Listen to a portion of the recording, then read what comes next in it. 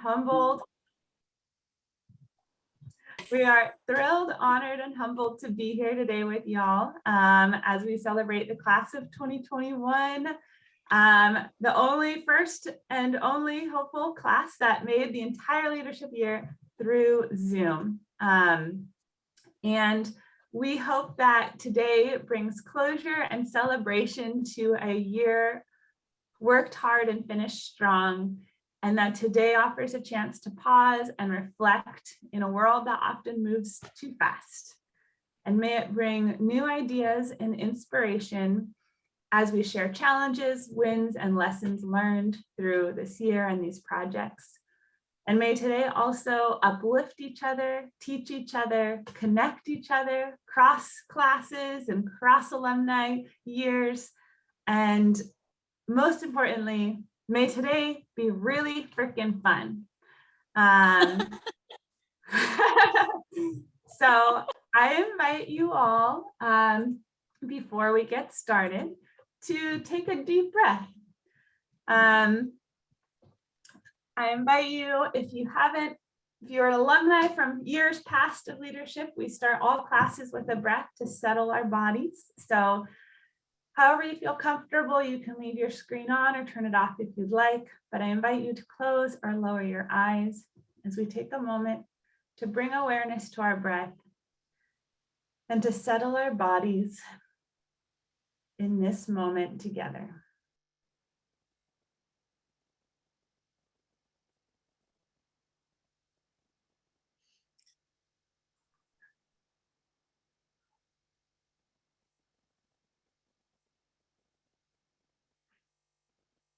And I invite you to bring gratitude to someone in your class who you feel grateful for. A new friend made, a new connection strengthened. As we come together after 10 long months to celebrate you.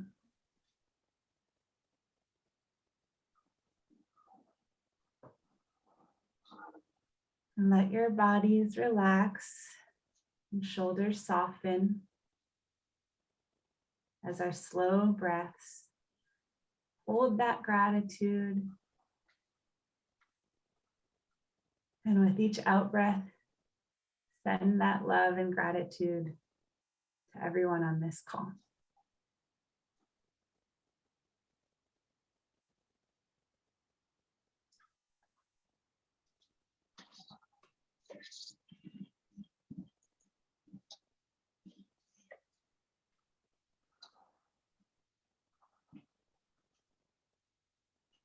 Letting each breath calm us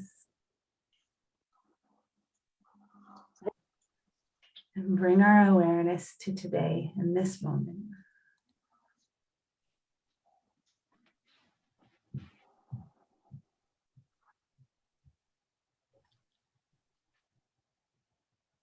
And as we slowly bring our awareness back, we hold on to that gratitude and that joy. As we slowly open our eyes, you're welcome to stretch, shake it out, move your body, share some appreciation with our own bodies for bringing us to this moment. So we have an incredible agenda today. Our 6 project teams have worked so hard to get to where we are today, and doing it all remotely via Zoom with everything else of 2020 is no small feat. So just enormous gratitude to everyone here who has put your all into this. And we're so excited to see your presentations today. We will be doing 2 groups at a time and then taking a break in between. And trying to have it roughly 20 minutes with a few minutes for Q&A for our guests and co-class members to ask questions, share kudos. And if you aren't a member of the current class of 2021, if you're an alumni, would love for you to introduce yourself via the chat. with your name, class year, if you remember, and what brought you here today. And we can get to know the inner classes who are cheering each other on. I also want to acknowledge that I'm on Coast Miwok land and offer enormous gratitude to the tribes of Sonoma County, Coast Miwok, and Southern Pomo for all they've done to steward the land and continue to do so. So with that, I'll hand it over to Nicole to give a little bit of a context for just a couple minutes, and then we'll get started. Good morning, everyone, and congratulations. I'm extraordinarily excited and privileged to be here with you today. I love the opportunity to have the tables turned and be able to learn from you. And so in reflection of today, I don't think I've ever had a teaching year, and I've been teaching around 25 years. I don't think I've had a year where we've navigated so many extraordinary circumstances, uncertainties, challenges. And each time we gathered, each month that we came together and we did more work on our projects and we learned together and we shared about our experiences, was like a touchstone where I got to touch in and really feel connected to a group of extraordinary leaders who, all of you, have such grit, love, determination, fortitude, such a strong desire to be a positive force for healing and change in the world at this time. I'm reflecting on this process and how I was affected by it and how that relates to our projects. Because what we do in the world, that our ideas and what we bring forward is so important and impactful. But how we do it, I think, is even more important and impactful. And the time that we've had together to learn this year has been qualitatively so very rich. The how of us coming together and learning together and processing all of this has been an extraordinary learning opportunity. And so when we're lifting up our projects today to our visitors who are here, I'd like to just offer a bit of a framework around the how, because the projects that come out of the Leadership Institute are extraordinary. They often have lasting impact in our communities, and they have this magnetic way of unifying people and networking people. But the how we do this project really matters. And this year reflected that more than ever, as our organization and many organizations dove deeper into the processes of equity. So this year we embedded our projects within the Liberatory Design Framework, which is a collaboration between the Stanford Design School and the National Equity Project. It really is an approach to addressing the issues and challenges around equity and the change efforts in play within complex systems. I don't think we've ever had a year that provided so much context and opportunity to reflect on these systems as we've had this year. And so the projects today that you'll see really do root themselves in this process of equity in an effort to interrupt inequalities in our community and to help increase opportunities for those who are most impacted by oppression. And really by shifting relationships, making space for processing, for empathy, for understanding that our community has needs and that their input in the design process is not only essential to the design process, but to the success of our projects and longevity. And so without further ado, I would like to pass it to our first project team to deepen in. This team, their project is supporting community mental health around climate disasters. And I'm gonna let them introduce themselves. Hi, everyone. I'm gonna share my screen. Hopefully this will work. Give us just a sec. Okay. All right, can everyone see that? Okay, cool, awesome. And I'm actually going to pass it to Ingrid, who I think is doing our introduction. So take it away. Hey everyone, we are the Environment and Climate Justice Group. Halley, can you pass to the next slide, please? Awesome. We have a little bit of a large group for this one. So you can see we've got Zari, Halley, Asia, Irma, and myself, Tiffany, in this group. We all come from different backgrounds and just collectively have an interest to deepen our understanding about environment and climate justice. And so we're all really enthusiastic to come together for this topic. And our agenda today that you're going to hear from us is we're going to learn narrowing it down from Irma. How did we decide on our topic about our project? Our how might we questions from Asia, and how did we arrive to those? The partners that we worked with that Irma will introduce to you. Main themes that we came across in our community interviews that Halley will touch on. And then you'll see me again wrapping it up on what comes next in conclusions. Passing it along to Irma.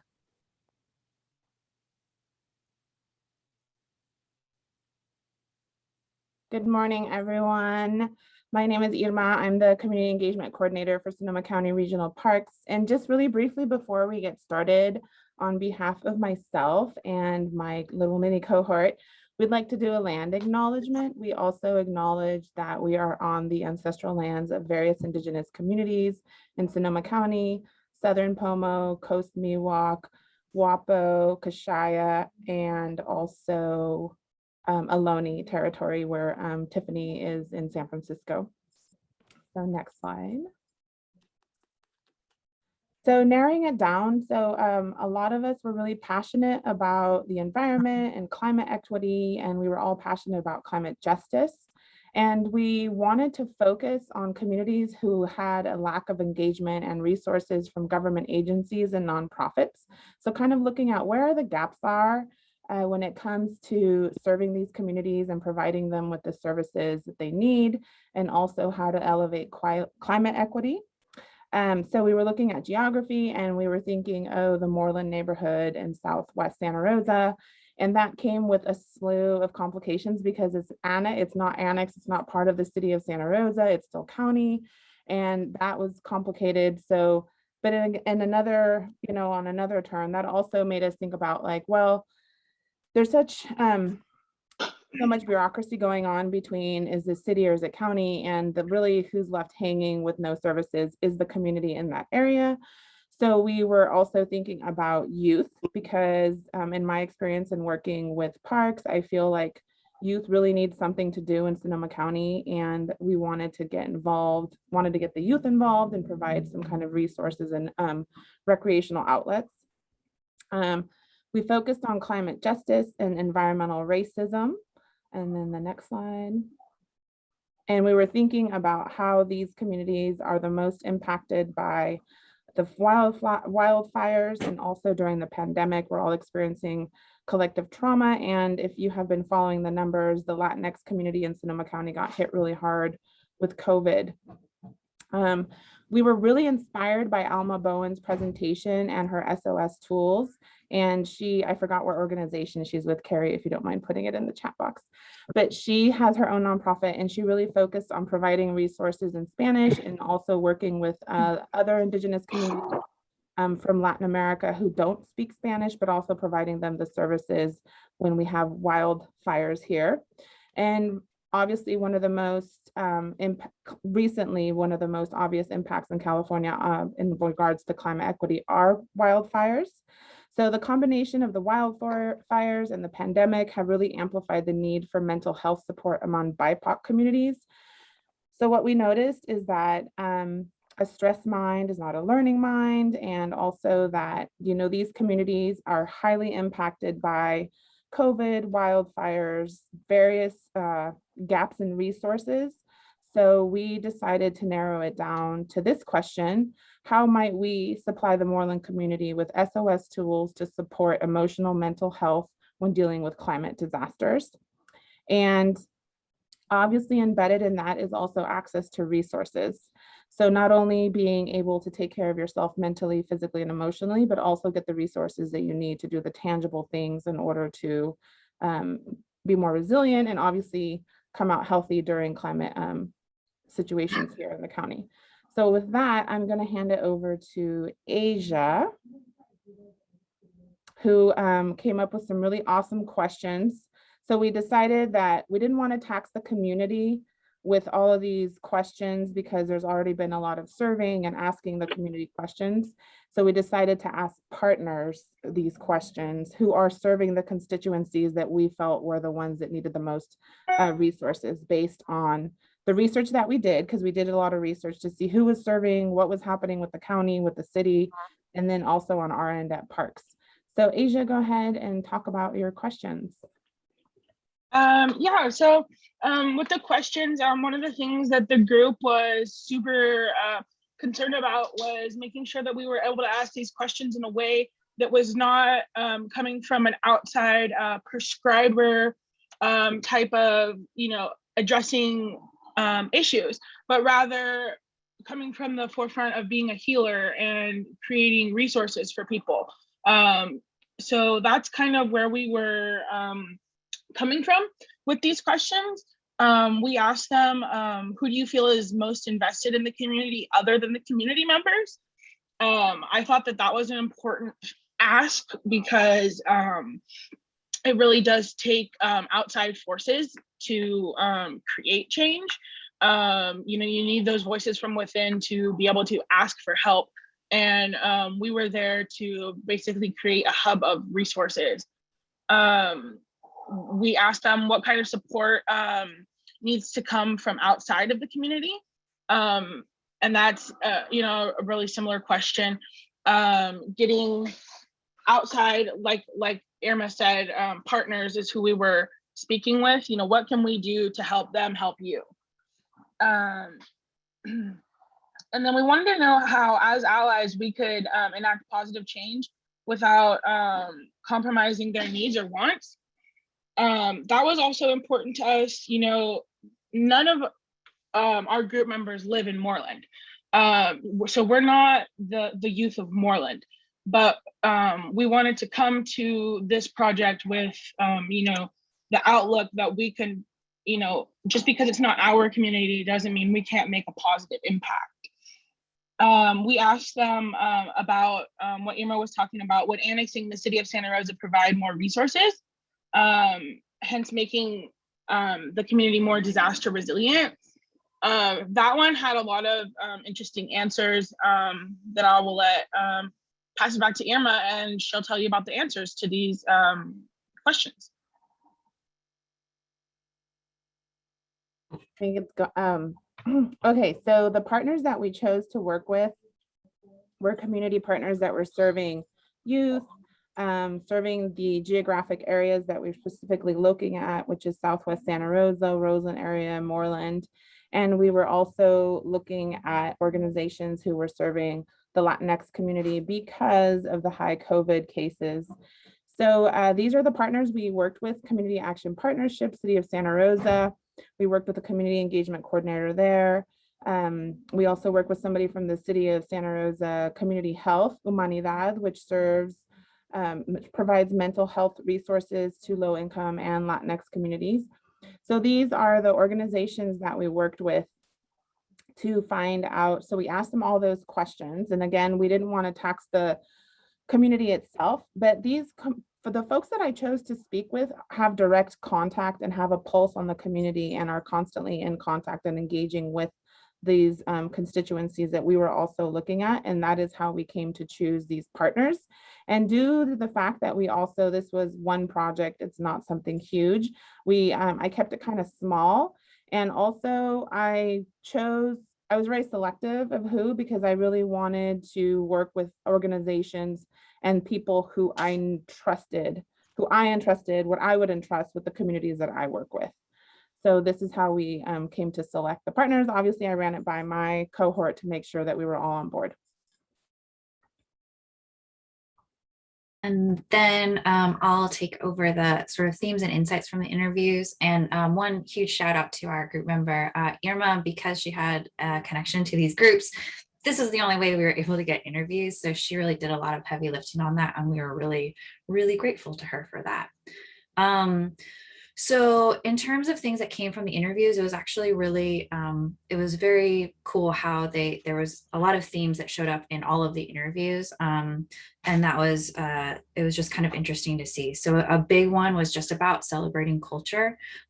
Each of the interviewees in some way highlighted the importance of cultural competency, but also about celebrating just kind of all of the different cultural backgrounds that are in this area in Santa Rosa, but even in Moreland. And that there's all of these histories and languages and experiences within the community, and making sure that we lift that up. Another one was better outreach. Really better outreach from the city and county, because they're in kind of this gray area. There's not real clear, not a lot of clarity on where people are supposed to go and where information is supposed to come from in a disaster. Things aren't necessarily in the right language or coming from the right people, or the right, the right people. And also just reassurance that it is safe for all community members. Another big one was just engaging community leaders. It's so important to identify the right leaders and the right messengers within the community, and really using them and their expertise, as opposed to coming in from the outside. There's so much expertise within the community that they know what they want. So listen to them. And then especially around youth and the youth resources, I think all of the interviews said that they really needed a place for youth to go, a place for them to socialize and to learn, and to also learn about their own cultural heritage, but also other people's cultural heritage. So really, again, celebrating different cultures and different languages, and just kind of the rich history of these neighborhoods and how they came to be, having that place for people and especially youth to go. And then we actually pulled out a few quotes from the interviews that really kind of highlighted these themes and really stuck out to us. One kind of heartbreaking one was when the 2017 fire hit. Someone lived a quarter mile from the fire, and they didn't know where to go. They followed their "if anyone gets deported" plan, and that's what they used in this disaster. And that's just a real reminder of what disaster planning means to different families and community members, and being very cognizant of that, but also making sure that we're supporting and effectively communicating with all community members about the safety of different evacuation plans. A couple around kind of like looking at the community. So in my opinion, it's beyond the simple question of how can I help you, but how can I best support you in achieving this goal? Another one along that lines was the residents need to be empowered to create the changes they want to see. And then one that I just absolutely loved was about nobody does surveys. Go back and have a conversation, because our original idea was definitely to do a survey. And that was one of the things that came up, was that's not really how people get information. People take surveys, but that's not the most effective way. And then lastly, there's a lot of different communities within Santa Rosa and within Moreland. And so for the African-American community, feeling that they're supported because they don't have a neighborhood that is specifically like an African-American neighborhood within Santa Rosa. So those are kind of the main themes that came out of these interviews. And now I'm going to turn it to Tiffany, who will sort of close us out on kind of what we learned from this process, which is sort of where we got to with this project. Thanks, Halley. We started this process wanting to make a tangible change. In the end, we gained an understanding that this process is about how we arrive to making a change. So we really started this like gung-ho, like we're going to make some differences. We're going to connect with the community. We just wanted just to help one person. That was really a tangible goal that we all kind of wanted to do. And this group is pretty organized and enthusiastic. And, we had great team meetings where we had really like defined like next steps and, we met regularly. And really at the turning point was when we met with Carrie at our check-in, that we realized, oh, we're ahead of ourselves, and we need to just take a moment and just check in about what the process is for this whole thing.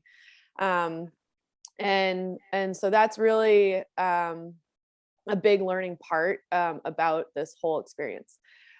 So some things that we learned as a group is that every member's input is welcomed and important.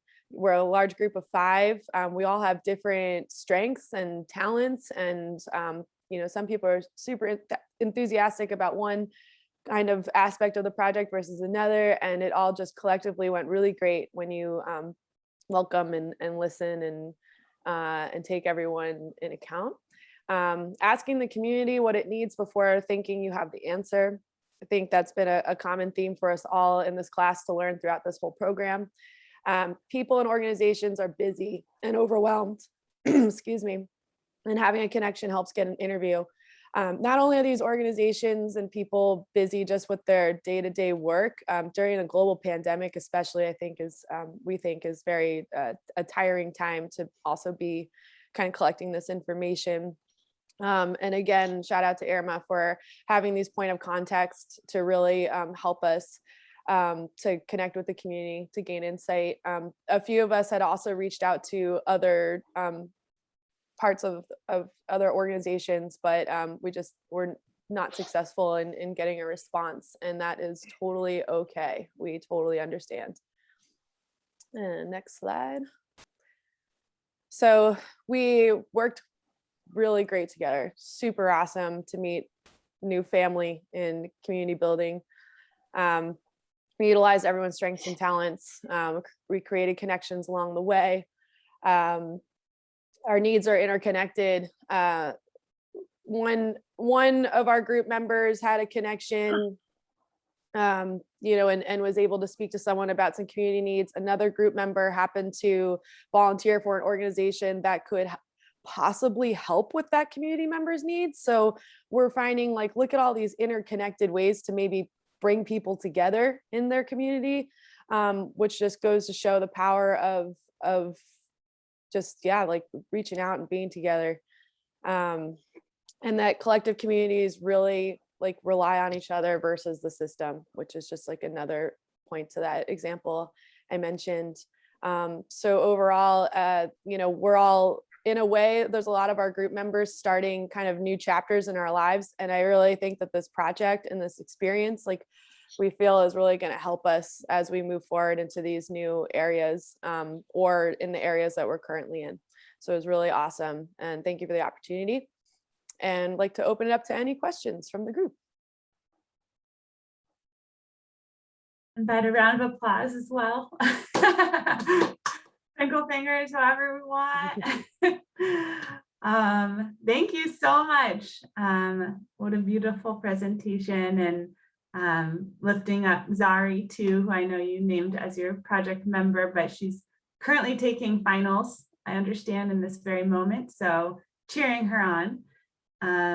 And yeah, would love to open it up. We've got a couple minutes for questions, comments, reflections, kudos. Feel free to unmute yourself and share.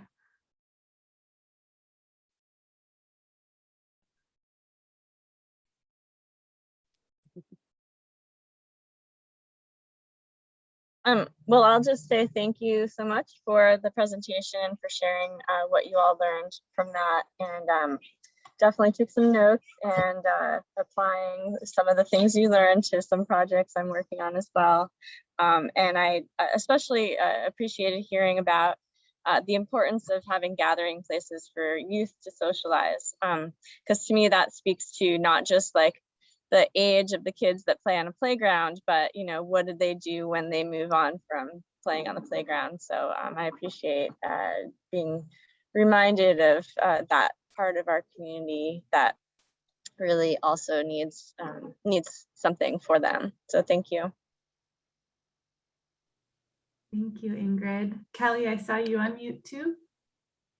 Yeah, I loved it. That was great. I loved the actual presentations and all your slides, and the information was super interesting. It was so great to hear that you guys were working so well together. I loved all of the different, what I want to say, the designing of everything. I just think it was wonderful. Great stuff. Really good information. Thank you.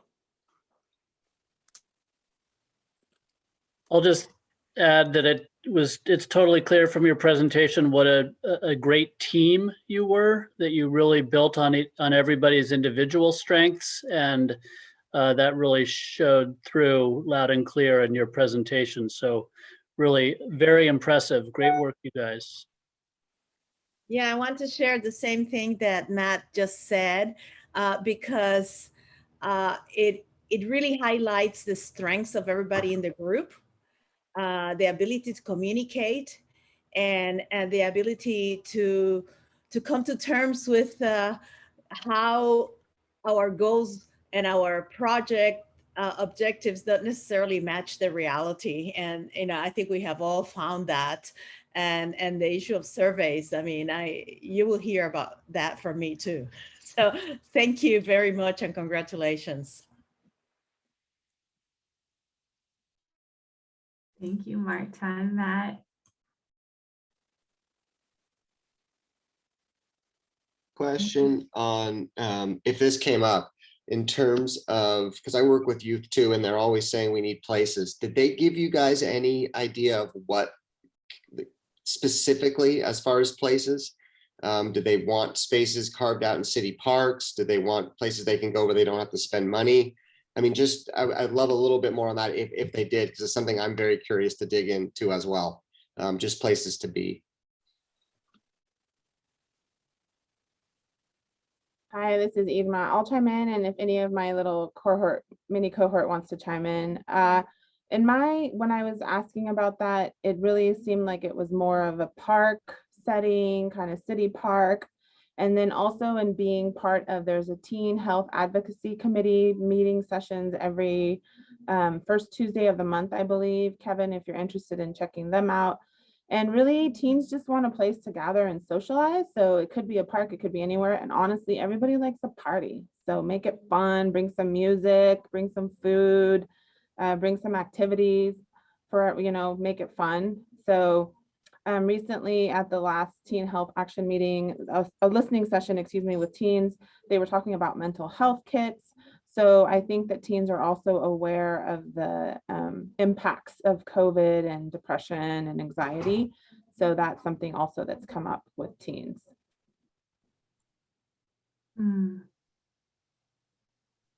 Thank you, Kevin. Great question. Thank you, Irma. And Damien, do you want to close off our comment period? I know you have put it in the chat, but welcome to unmute too. Sure. So first of all, thank you for your presentation. I really heard sort of the group process, and it reminded me a lot of the process that our group went through. And it's just an important reminder that engaging with communities like this, is challenging. It takes time to build those relationships, and it takes people who have those connections, like Irma going and interviewing people. So I really appreciated hearing about that story and the connection that your group had.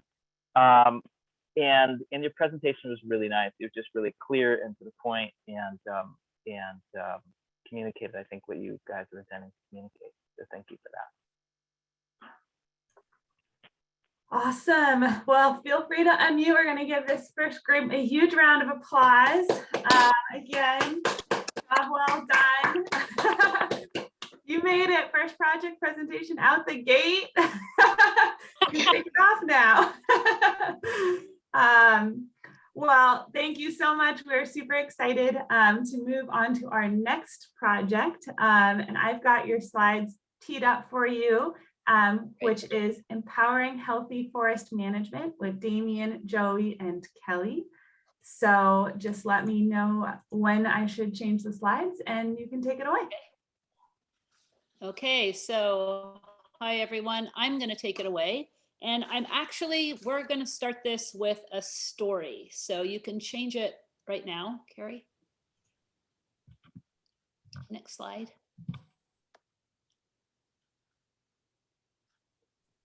Oh, we gotta go back one.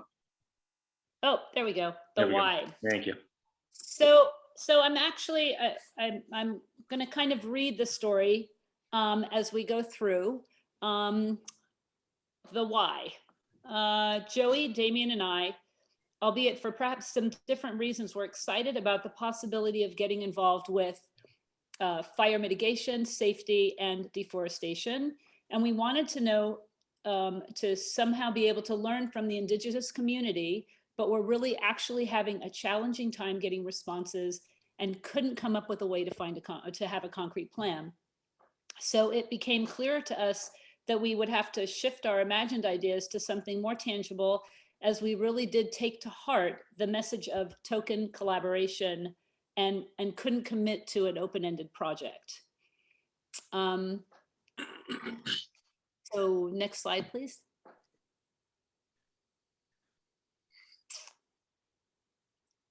Going to the process. Great. Okay. We had issues developing our how might we question, and kind of spoke with Carrie at length and Nicole to really try and hone in what was it that we were wanting to actually do given the challenges that we were having. For some reason, Nicole was working on a project, and we came together and she started talking to us about it, and it really resonated with us. And the project that she was working on was a grazing project in Forestville. So she was working on a grazing program project with Sarah Kaiser, who is a holistic herder and had an incredible vision to start this grazing program that in essence brings communities together to share goats to help with cleaning up the deeply forested areas. And mostly that was like blackberry and poison oak. So Nicole lives in a 3-home community in Forestville. It's extraordinarily covered with trees and blackberries and poison oak. Almost her entire house was covered with blackberries around it. And actually, very interestingly enough, I thought I kind of knew the forest well, but when I first went to this property, I had never experienced the amount of poison oak that was climbing up trees, like just hugging these trees. It was extraordinary. So the idea of this community was to purchase with the help of grants some goats that would be shared and taken care of by the community at a low cost. So it was really challenging at first to get a handle on what we needed and how we might be able to provide assistance, because we all had different skills that we felt that we could bring to the table, but we weren't really able to sort of figure out how to get those working together. So we met with Nicole and Sarah over, gosh, I don't know, like maybe 4 times via Zoom, just to get a feel of what was needed, what were the expectations, and what we could actually bring to the project. And Joey automatically gravitated towards marketing and using his skills because that's what he does. He's going to share that with you after. Damien gravitated towards using his skills in tree maintenance to create a toolkit that he'll share. And I was invited to the site to meet the community and to be a part of the dialogue of what to do moving forward. Included in this community are three homes. Nicole and her family are one. David Beasley, who's a retired landscape designer and an adamant land steward, and his wife Janet. And then another, Sue Alt, who is a neighbor, and Linda Galetta, who's actually another neighbor, but has a fence line just outside of the 3 immediate homes.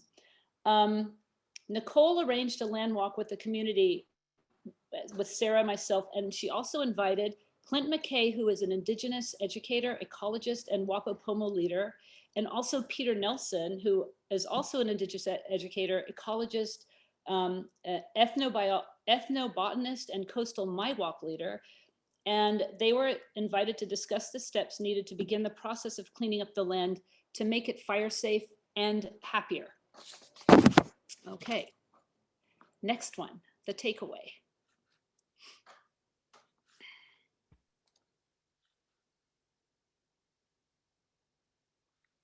All right.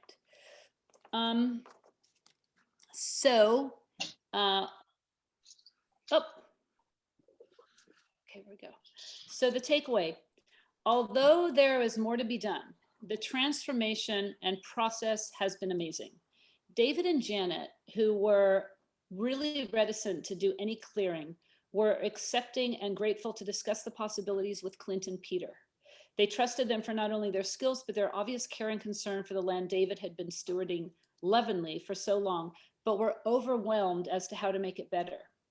They brought in Rebecca Burgess from Fibershed, Damien, our Damien, who is also a permaculturist and arborist, and Matt Bachenko, who's an arborist, Caroline Sell from Fire Safe Occidental, who arranged help from AmeriCorps, and also a friend of David's, Alonso, who has a landscape maintenance team.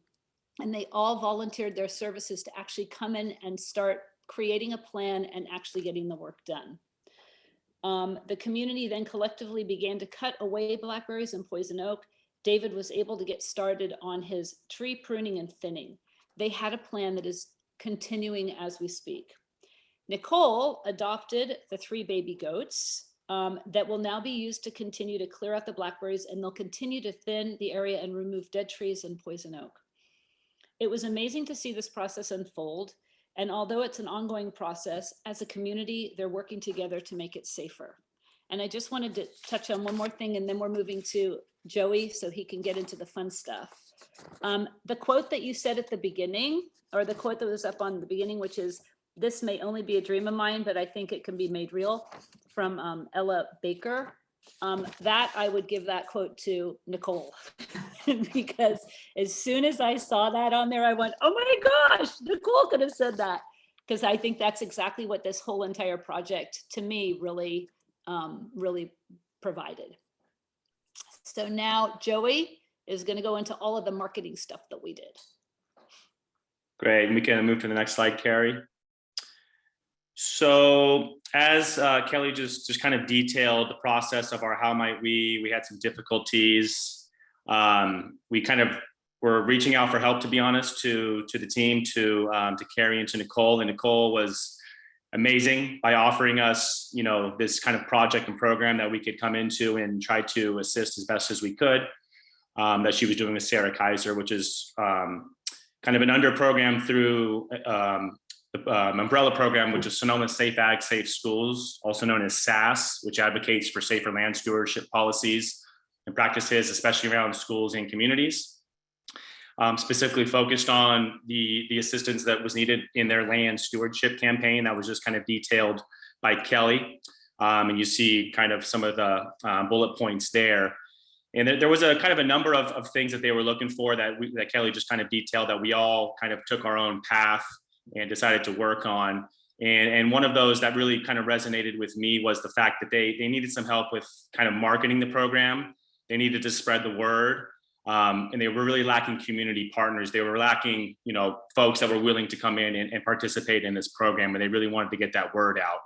And so as me thinking of myself as a creative type of individual, I thought that I could definitely try to help with that and kind of try to think of some creative ways to go about that. So we'll go to the next slide and kind of show you some of those things that I worked on. So kind of, I don't really necessarily work in marketing per se on my day job, but I do, like I said before, kind of consider myself pretty in line with that in a sense. And so I just wanted to make sure that our marketing campaign kind of hit on these features. So we wanted to have a clear message, hopeful that it would adapt to, you know, a variety of marketing mediums or formats. So, you know, like posters, social media obviously is huge nowadays. Other things that you'll hear a little bit more about are lawn signs and banners. Obviously with the marketing campaign, we want to really create a buzz and an interest in the project, land stewardship project, and what its offerings and community benefits are going to be. And working on people's emotions is always a good thing for marketing campaigns. And really wanted to try to make sure that the content was visually oriented and appealing.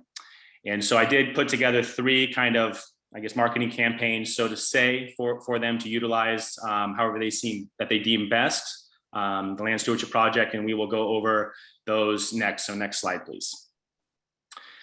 So this is the first one I put together. So number one, obviously with the goats, it's kind of a play on words with the have you heard there.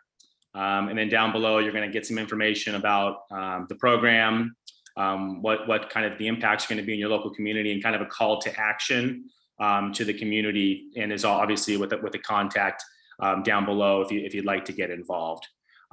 So I think, I've heard it all around this area is we're trying to be fire safe. The city of Santa Rosa, which I currently work for, is currently, trying to get as much brush out of the way for fire fuel.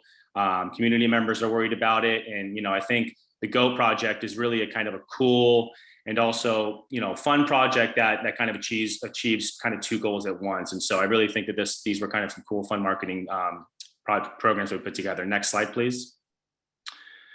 So number two, just kind of, hey, you relax and take off a load. Obviously fuel load, fuel reduction was kind of the thought behind this one. Same information down below, but just a little bit of a kind of a different marketing tactic with that one. And we'll go to marketing campaign number three, knock on the next slide. This is my favorite one, which is why I saved it for last, is who's go time for fuel reduction.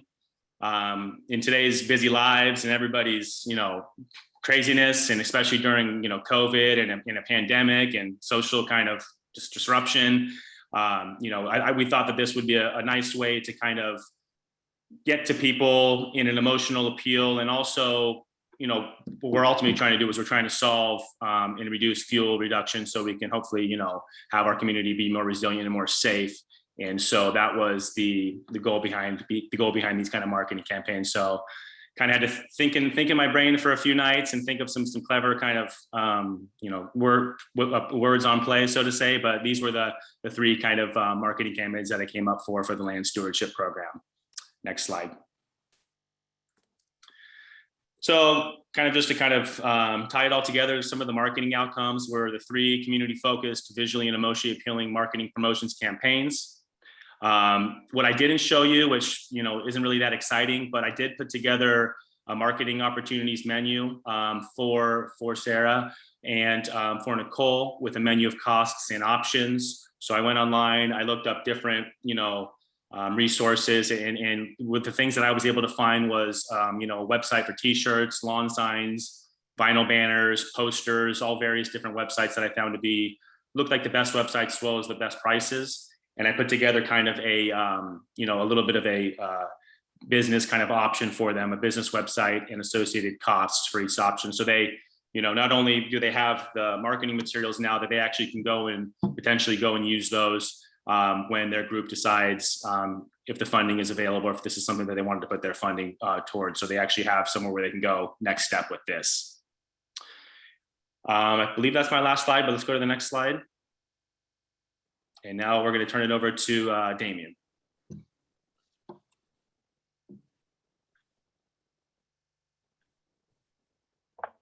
Good morning, everybody. So being involved in the group, I'm a permaculturist and I'm a certified arborist. And so I was really thinking, what do I have to offer to this particular group and mission that we have? And so I sort of took things in a somewhat different direction and decided to basically think about rural, people who are living on the lands and integrating with the goats. And goats are a really fantastic tool for doing woody plant reduction work. However, there's some things that goats really can't do. So sheep and goats are only going to take out trees that are sort of small enough for them to handle, or take out branches that are low enough for them to actually reach. And certain plants are not safe for sheep and goats, and so they're generally going to avoid those. So those are going to still remain a problem in terms of fuels reduction. And there's a lot of work that people can do themselves on properties that the goats can't get to, but a lot of people are not empowered with the information that they need. And it's not necessarily a whole lot of information. It's there's a little information in a number of categories that can really be helpful for people to go out and either do that themselves, or one of the things I was thinking, like if people co-own these goats with other people in their community, they can collectively do this work on the members' land. And one of the things I was thinking about, we're thinking about mental health crisis in the last presentation, and how these climate disasters aren't just a physical problem, they're also deal with people's mental health. A lot of people living in rural areas don't feel like they have the tools and the empowerment to really do something about their own problem in their situation. And so I wanted to create this toolkit also as a way so that people would really feel empowered to do what they need to do to help themselves.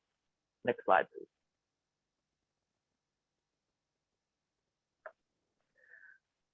So I thought about what is it that people really need to know. So they need to know what the actual plants are that are on their property. We want them to know whether the plants there are actually really dangerous or actually not dangerous at all. So one of the ways I phrase this is, does it burn like gasoline, or does it burn like Jello, which doesn't really burn? And people think about, do I need to pave my whole property in order to be safe? Or are there things that I can leave here and have a beautiful functional landscape without turning everything into asphalt? And then when they're actually doing the pruning or the removal work, how do I do that work so that the tree looks sort of healthy and normal, not sort of bizarre and horrible, which sometimes happens when people are doing pruning. And with a few simple rules, we can avoid that. Next slide. Plant identification. So people are really intimidated by trying to figure out what plants are. It's not something that people in our culture really tend to do. There's a super useful app called Seek that you can get on your phone. It's a collaboration between the California Academy of Sciences and National Geographic. Basically, you point your camera at a plant or a bug or a spider or a fish or a bird.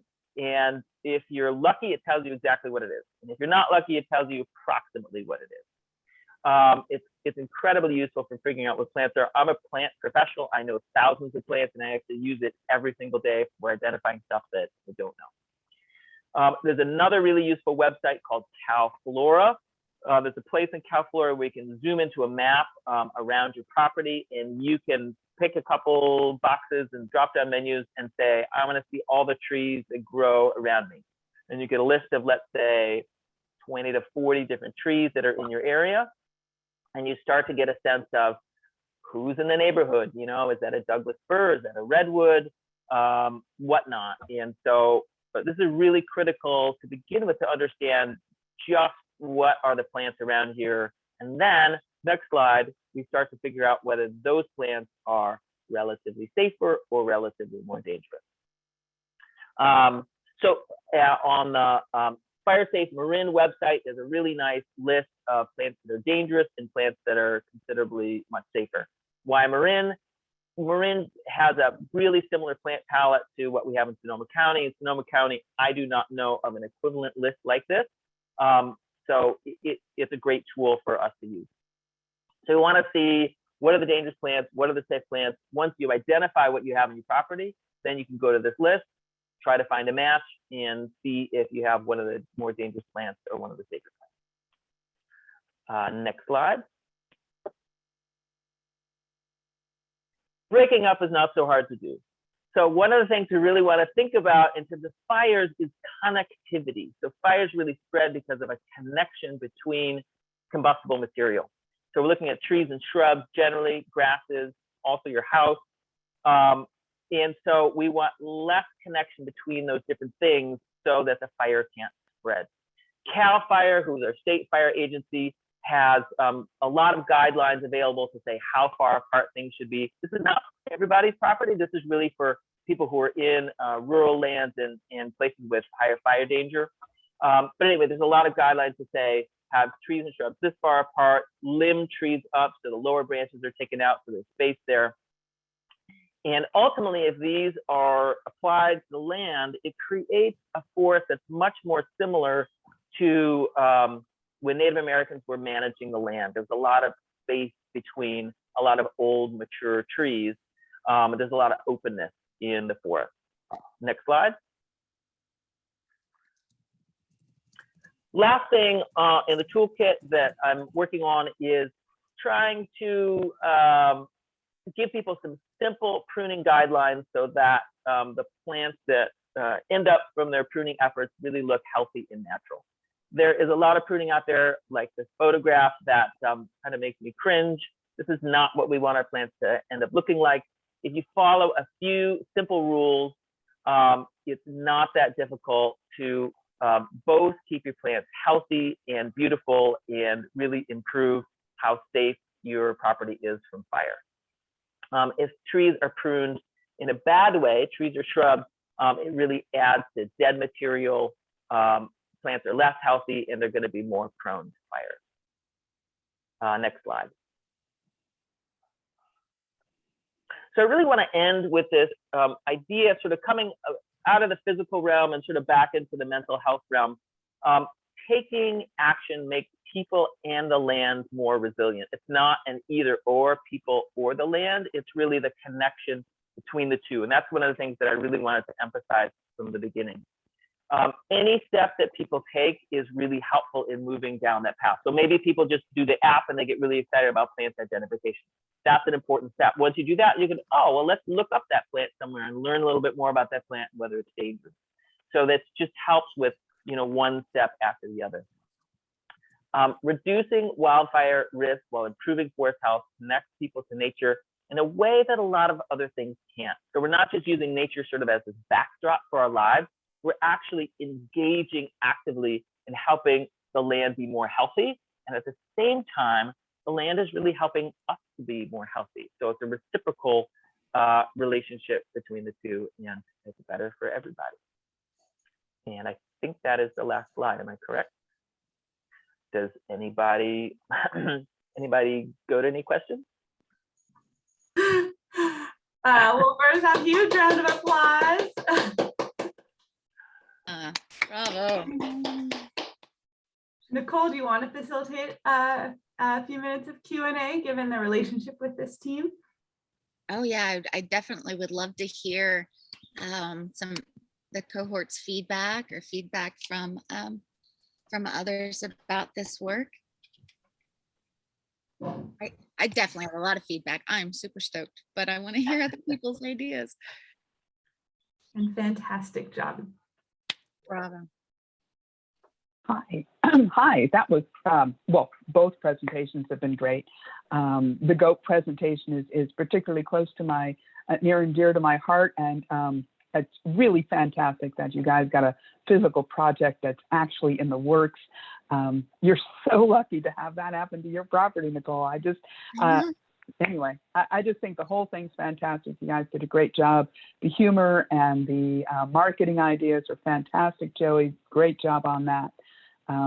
Anyway, both presentations have been great, but I just wanted to step in on this goat one, and that was great. Thank you.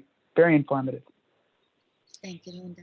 This is incredible. And I particularly want to applaud the list of plants. I mean, that's something that we have to share with everybody, especially with the library, as we go out to the open spaces to read with children. You know, we once did one of these activities and we did a scavenger hunt with different plants. And this would be ideal for that. And I think all parents would appreciate that. And all of us who are still, you know, learning what is the foliage that it's around us. So thank you very much for that. Great job, guys. Thanks, Martha. And that app was actually originally made for kids, and my kid loved it, just loved it.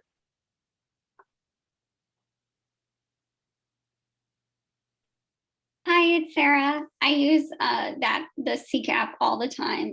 It's awesome. I love it. I'm wondering if any of you, Damien, Joey, and Kelli, found like a plant or something during your research that you were like, oh my goodness, this native plant is so amazing. I didn't know that this existed in this area before.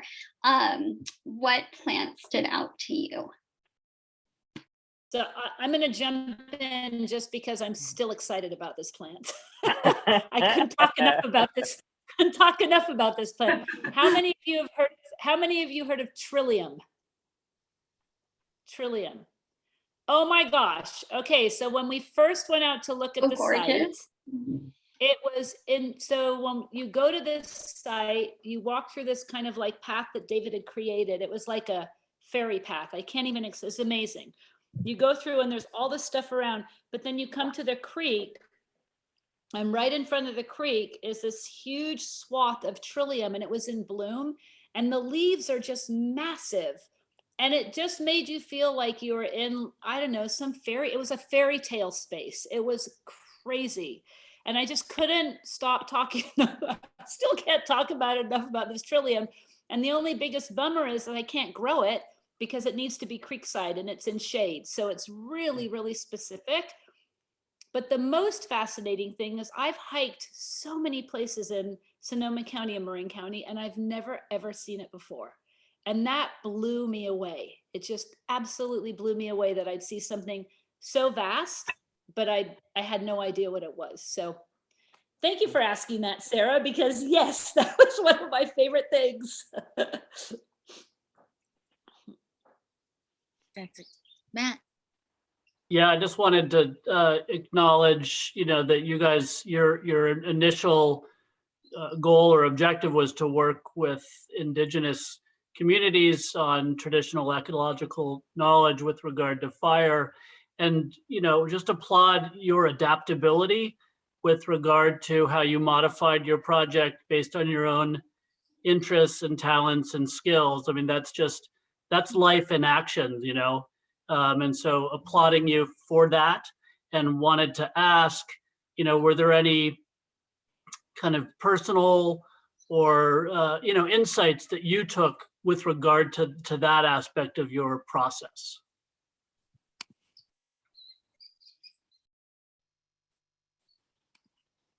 I'll say something. I was really passionate about this area in general. With the wildfires recently, I am particularly interested in Indigenous culture as well. It was helpful over the course of the year to really sort of watch the change that took place and to sort of interact with everything that was happening in those adaptations, and to see what was really realistic and what was sort of most helpful over that. So without a doubt, I feel like I really learned from how we changed and adapted and shifted. Yeah, I mean, for me, I could just touch base on that a little bit. In the beginning, for me, it was very kind of high level. We're talking about these kind of holistic things, and I'm more of a kind of a goal-oriented person and kind of need to see some tangible outcomes. And so for us to be able to transition to a little bit more of that, it was a little bit more down my alley. But just personally, I would say that I learned a tremendous amount. I never knew anything about any of these apps.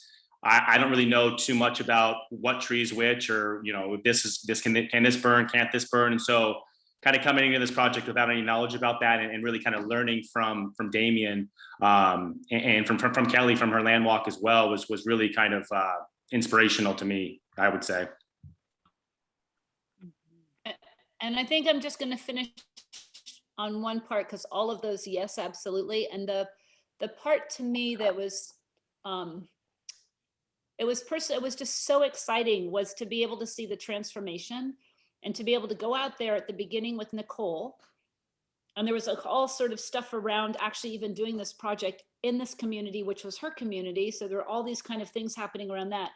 But to go in and see the process from discussing it without having any idea what we were even thinking about or talking about, like we didn't know the community, it was just this thought, to actually going to the place and seeing how it was overwhelmed, to meeting the people, and then to go back again and see the amount of work that was done in what I would consider such a small amount of time, that was just extraordinary. So the entire process, the steps that were taken in a small time, and you could feel and see and then understand just with that small amount, how much more can happen, and how much more can be then, how much Sarah and Nicole and these guys can take to other communities. So the project itself was so incredible because it was small, but it was so impactful, and it gave you this really great understanding that, wow, they did it. I mean, like, did it, like it's done and it's being done. And now they can take that and they can go other places and they have something to really show for it. So it was just extraordinary. Kelly. Irma, I see that you have your hand up. Let's do that. And then we'll want to make sure that we have time for a break before we start our next presentation, please. Yeah, just really quickly, awesome presentation. I loved all the puns and the marketing, and I appreciate that strategy because I struggle with the marketing part. I'm more of a community person, like a bridge, cultural bridge, but I was just thinking this class has rubbed off on me because I'm already thinking like policy, like while you were doing this work, was it like, because I've had this conversation with some colleagues and just community members, like, most of the land that burns is private property. How could we get county policy that in order moving forward, beginning this date, you have to have your land to this standard by these dates before fire season. Like how could we go from community cute goat stuff to, and also parks has a lot of ungulates being dropped off, sheep and goats also on our park, big open space parks. So just how could we get that into policy? And I know that's a huge question, but I just wanted to throw it out there. So maybe that's something that, the next Leadership Institute could look into. I'd love to respond to that really briefly. I think you're totally right about that. Like we have these private lands. Private lands are in very, very dangerous conditions. And I think one of the big challenges is that a lot of these landowners they don't know what to do. They're overwhelmed, and generally, oftentimes they don't have the money to just hire somebody and bring them in to do this sort of work. And so I think one of the things that government can really help with is thinking of ways to empower people to do a lot of this work themselves, or somehow, do assistance in terms of having other people to come in. Getting the right mix of grazing, mechanical thinning with saws and chainsaws, and eventually prescribed burning, because really I think prescribed burning is going to be a key tool once we can take some of the critical fuel loads down. Wow, these are all excellent questions, and I'm so glad to know that there's so much enthusiasm. I wish we had more space to do that, but in the interest of holding the space for all of the projects that we want to give space to today, let's wrap this one. But I do want to just give a special acknowledgement to the team for helping Sonoma SAS with this project. From a director's perspective, it was informative and exciting to be able to work with a team of leadership students. You developed resources for us that were and still are extraordinarily useful, from the marketing to the relationship development to the toolkits.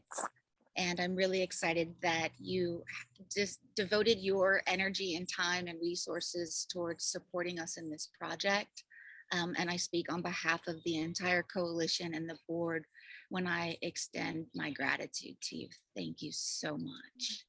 So much. And on that, let's take about 5 minutes for a bio break and stretch, and we'll come back because we have 4 more equally extraordinarily amazing projects to learn from. Okay, guys, thank you. If we could be back at 10:33, that would be fantastic. Thanks, Carrie. Thank you.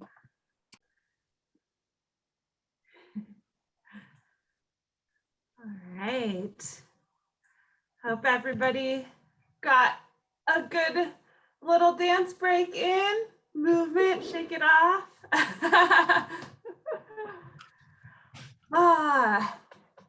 As we come back, we got folks re-entering the room. Puns on our mind. Go any questions? Love it. So just a quick check-in with Matt and Linda. You are sharing your slides, right?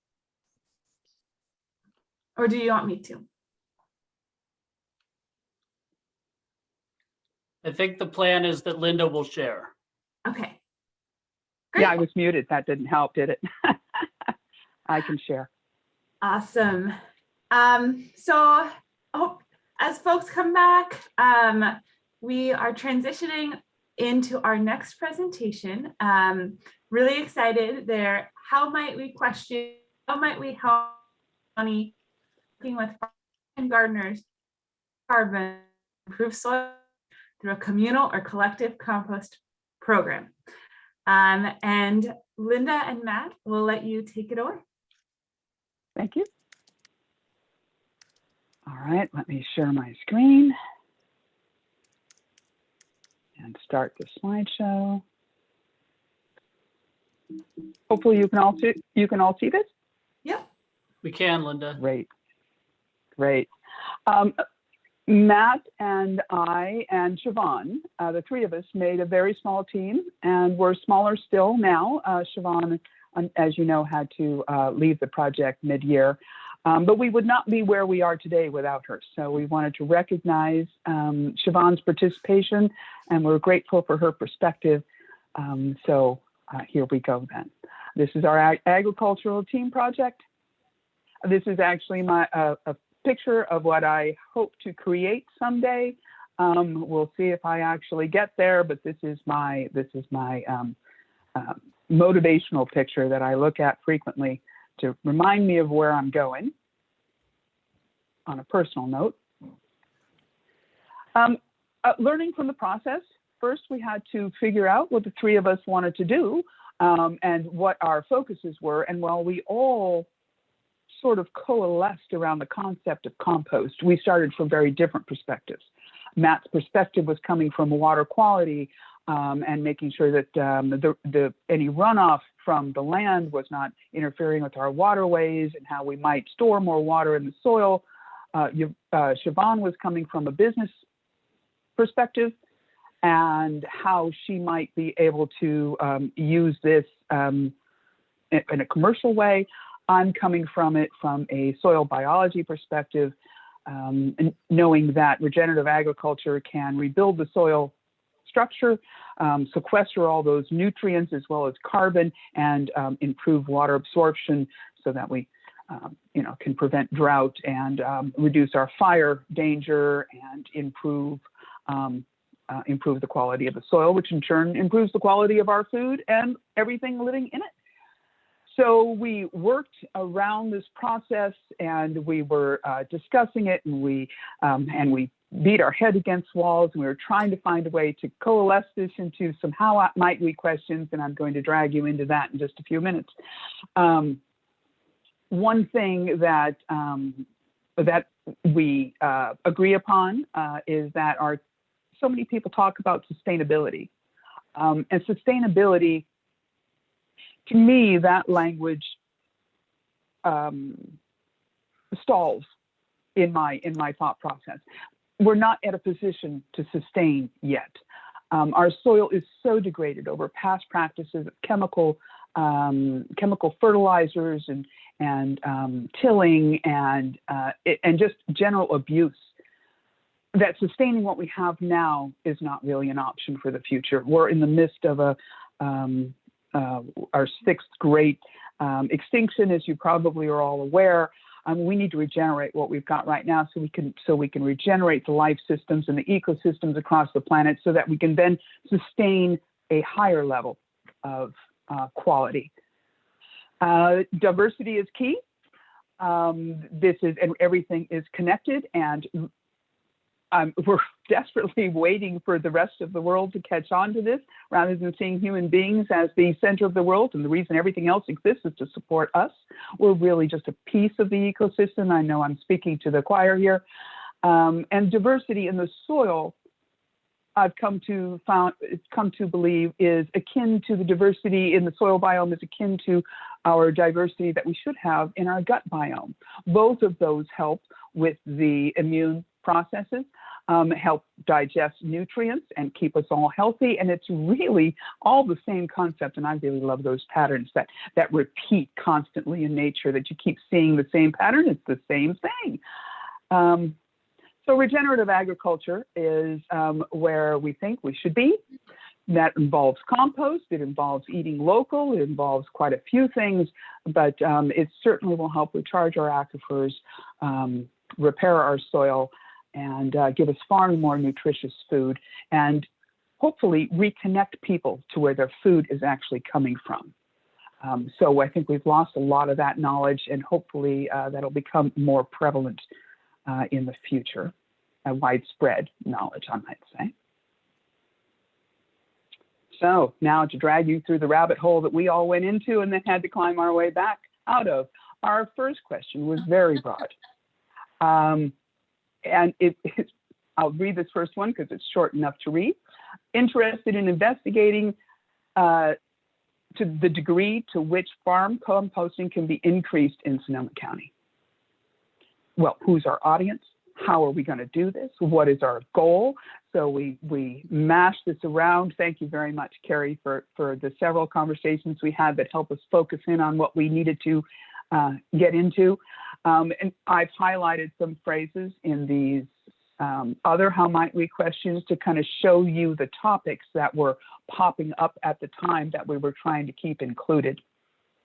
Improving soil health, of course, is the entire point, because improving soil health will improve everything else accordingly. We've been growing plants traditionally for the last couple of centuries, and probably longer than that. We've been growing animals. We've not been paying attention to actually growing soil. Matter of fact, I just had some compost delivered to me from a person I just recently met online in Mendocino, and he sent it in an airy bag. It had holes poked through it so that it could continue to breathe. And as I received this compost, I'm looking at this box going, there's holes poked in it. It's been inspected by the ag department. I'm looking at this and I'm thinking, it's as if I received a live animal. Well, of course I actually did. And as close as I am to soil health, the concept that holding a bag of compost is actually a living thing. And I needed to water it, and I needed to give it air as soon as I opened the box. And anyway, I just found that really enlightening.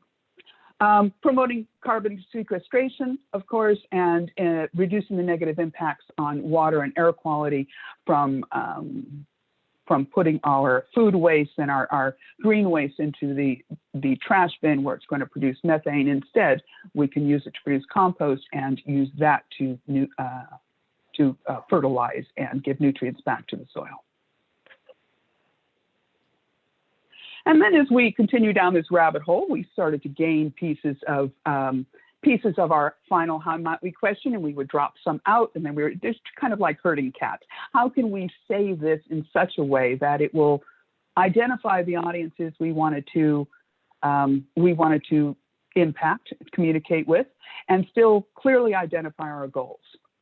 So dependent, we wanted to make sure something was independent. I should have highlighted the word isn't. Something that is independent of outside funding and financing. We wanted to make sure that, of course, that it sequestered carbon, as I mentioned, and improving soil health. And we also wanted to make sure that we were communicating with farmers and gardeners. And if you all recall, this last question is the one that we posed to the group and shared with you. And at this point, prior to this, we had farmers and residents. We were trying to figure out how to include renters. We were trying to figure out, well, we have apartment owners. Well, so gardeners was our generic term for everybody who was not a commercial grower. Although, as I look at this now, I see that we've left off landscapers. But nonetheless, we'll never get that question quite right, perhaps. Offset nutrient loads in our watersheds, that's struck out in this particular model. That was another iteration of this various VETS question, which led us to our final, hopefully much clearer and much cleaner.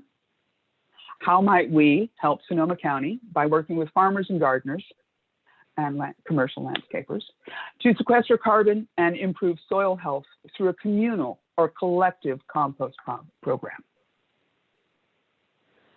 This question led us to a whole series of other questions and concerns. We started wondering what were the barriers to success? Because any successful project, you might try to predict what the obstacles would be to success. And so we brainstormed this, and we determined, there probably are others, but in broad strokes, all potential participants, we would have, there would be obstacles for cost, certainly awareness and education, which are slightly two different things in our way of thinking. We needed to be able to hopefully find a way to support these groups so that if they had questions along the way, and so forth. And logistics. Logistics is a big one. How do you bring that stuff to your property? How do you store it? For the residential participants, lack of materials, which I have personally experienced. So I've been trying to have a compost pile for the last year and a half, and if anybody's done compost, you'll see right off the top that that is not the way to do compost properly, at any rate. I have managed to have a rather large pile of anaerobic compost. That's what I've got in my backyard, and that's why I receive some good stuff in the mail. Because I don't have enough material. I don't have enough green, I don't have enough brown.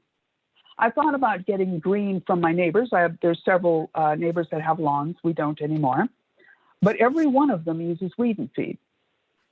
And the weed part of that fertilizer, pesticide, or I'm missing the word, but you get where I'm going, is a long-term chemical. I'm not sure that it's classified as a forever chemical, but it requires a fungal compost. And if I can't figure out bacterial compost, I'm certainly a long way from a fungal compost. And so I had to stay far away from that altogether.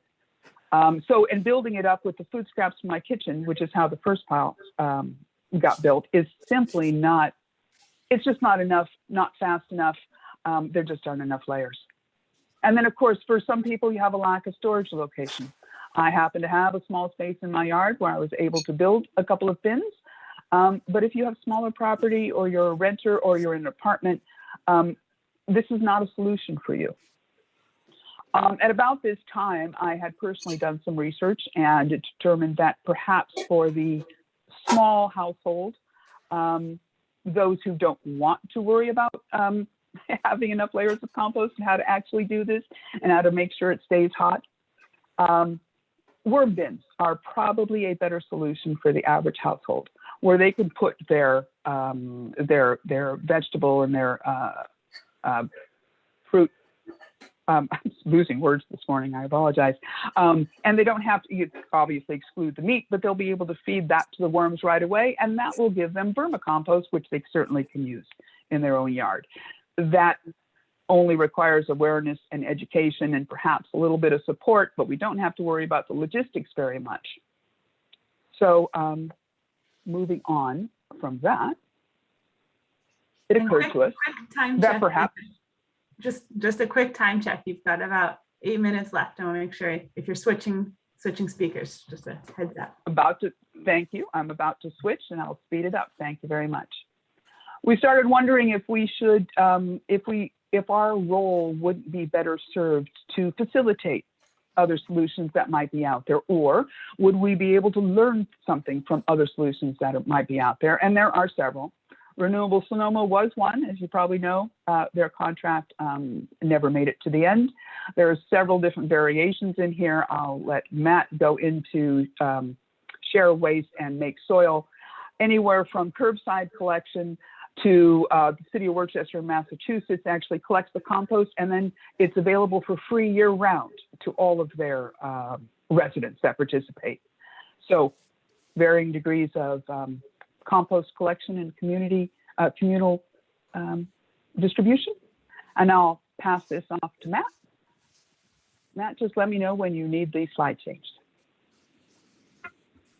Great, thank you. So having landed, thank you, Linda, and having landed on our how might we question of how might we help Sonoma County by working with farmers and gardeners to sequester carbon and improve soil health through a communal or collective composting program, we set out to listen and learn from community members.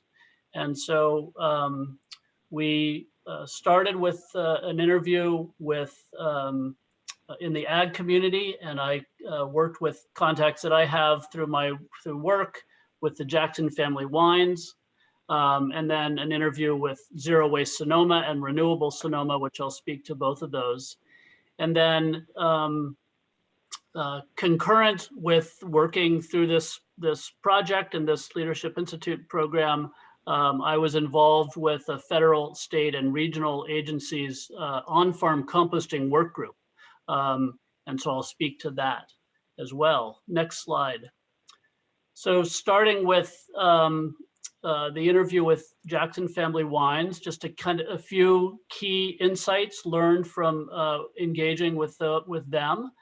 The first is that looking at a single farm or a single ag sector, in this case, vineyards, doesn't necessarily produce enough of the needed ingredients, which in the lingo is called feedstocks, to create a viable compost.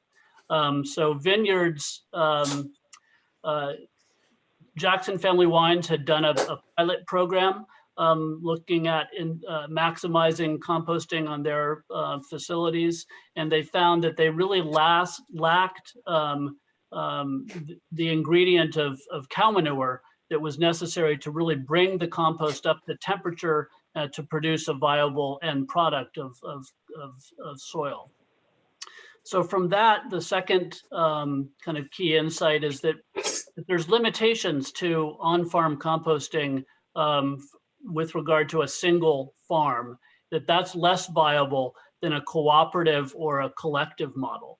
So this brought us to brainstorming like, hey, maybe there needs to be something like Match.com for producing compost. And so Siobhan started Googling, and sure enough, there's already apps out there. Share Waste is one that uses digital mapping to connect individuals who have food scraps to their neighbors to combine those and create on a home scale composting systems. MakeSoil.org is another one. There's actually folks using this app in Sonoma County today, and it matches landscapers with folks that have land to do composting to produce soil. So having learned a little bit from talking with folks, agriculturalists in Sonoma County, we moved then, next slide, to talking with the county agency that oversees waste collection, waste management, which includes composting. And that is the agency called Zero Waste Sonoma. And the private business that Zero Waste Sonoma has teamed with, Renewable Sonoma, who are in the process of trying to design and implement a new commercial scale composting facility for Sonoma County. So some of the key insights from this interview were that there are very real economic or business related obstacles associated with on-farm composting. The waste haulers, that's Recology, they want their hauling fees. So they don't particularly want to promote folks keeping those materials on farm. And the commercial composters themselves, they're aware that they lose tipping fees. That's how they generate their income. They lose those fees if that material is being kept on farm and composted on farm. So that's an obstacle. Another challenge is that with regard to composting of agricultural materials is that there's a seasonality associated with agriculture, of course. And so for a commercial composting operation, that needs to operate year round, if you're relying on ag materials as one of those feedstocks, you may not have that and you need to adapt from season to season. And then the third, which ties into the work group that I've been involved with, and Will Bax from Renewable Sonoma really spoke to this, is that the regulations in California that are aimed to protecting public health, as well as protecting environmental quality, have kind of compounding challenges associated with combining feedstocks from different operations in order to produce a viable compost. And the concern there is if you're going to combine feedstocks, you want to have a compost that can get up to temperature to reduce pathogens, E. coli and salmonella, which can create public health challenges. And then with any composting, there are, air quality risks that you need to offset by producing particulates and methane. And then there's water quality risks, leachate and runoff to surface water. Next slide. So this on-farm composting work group that I've been part of, this is convened by the California Department of Food and Ag. It's part of their Healthy Soils Initiative.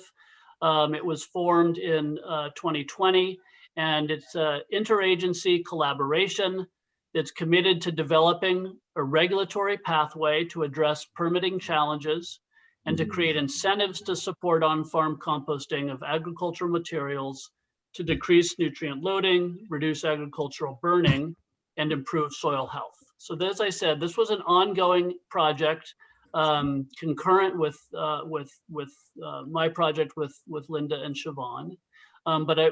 We benefited from my involvement in it and the work of this group.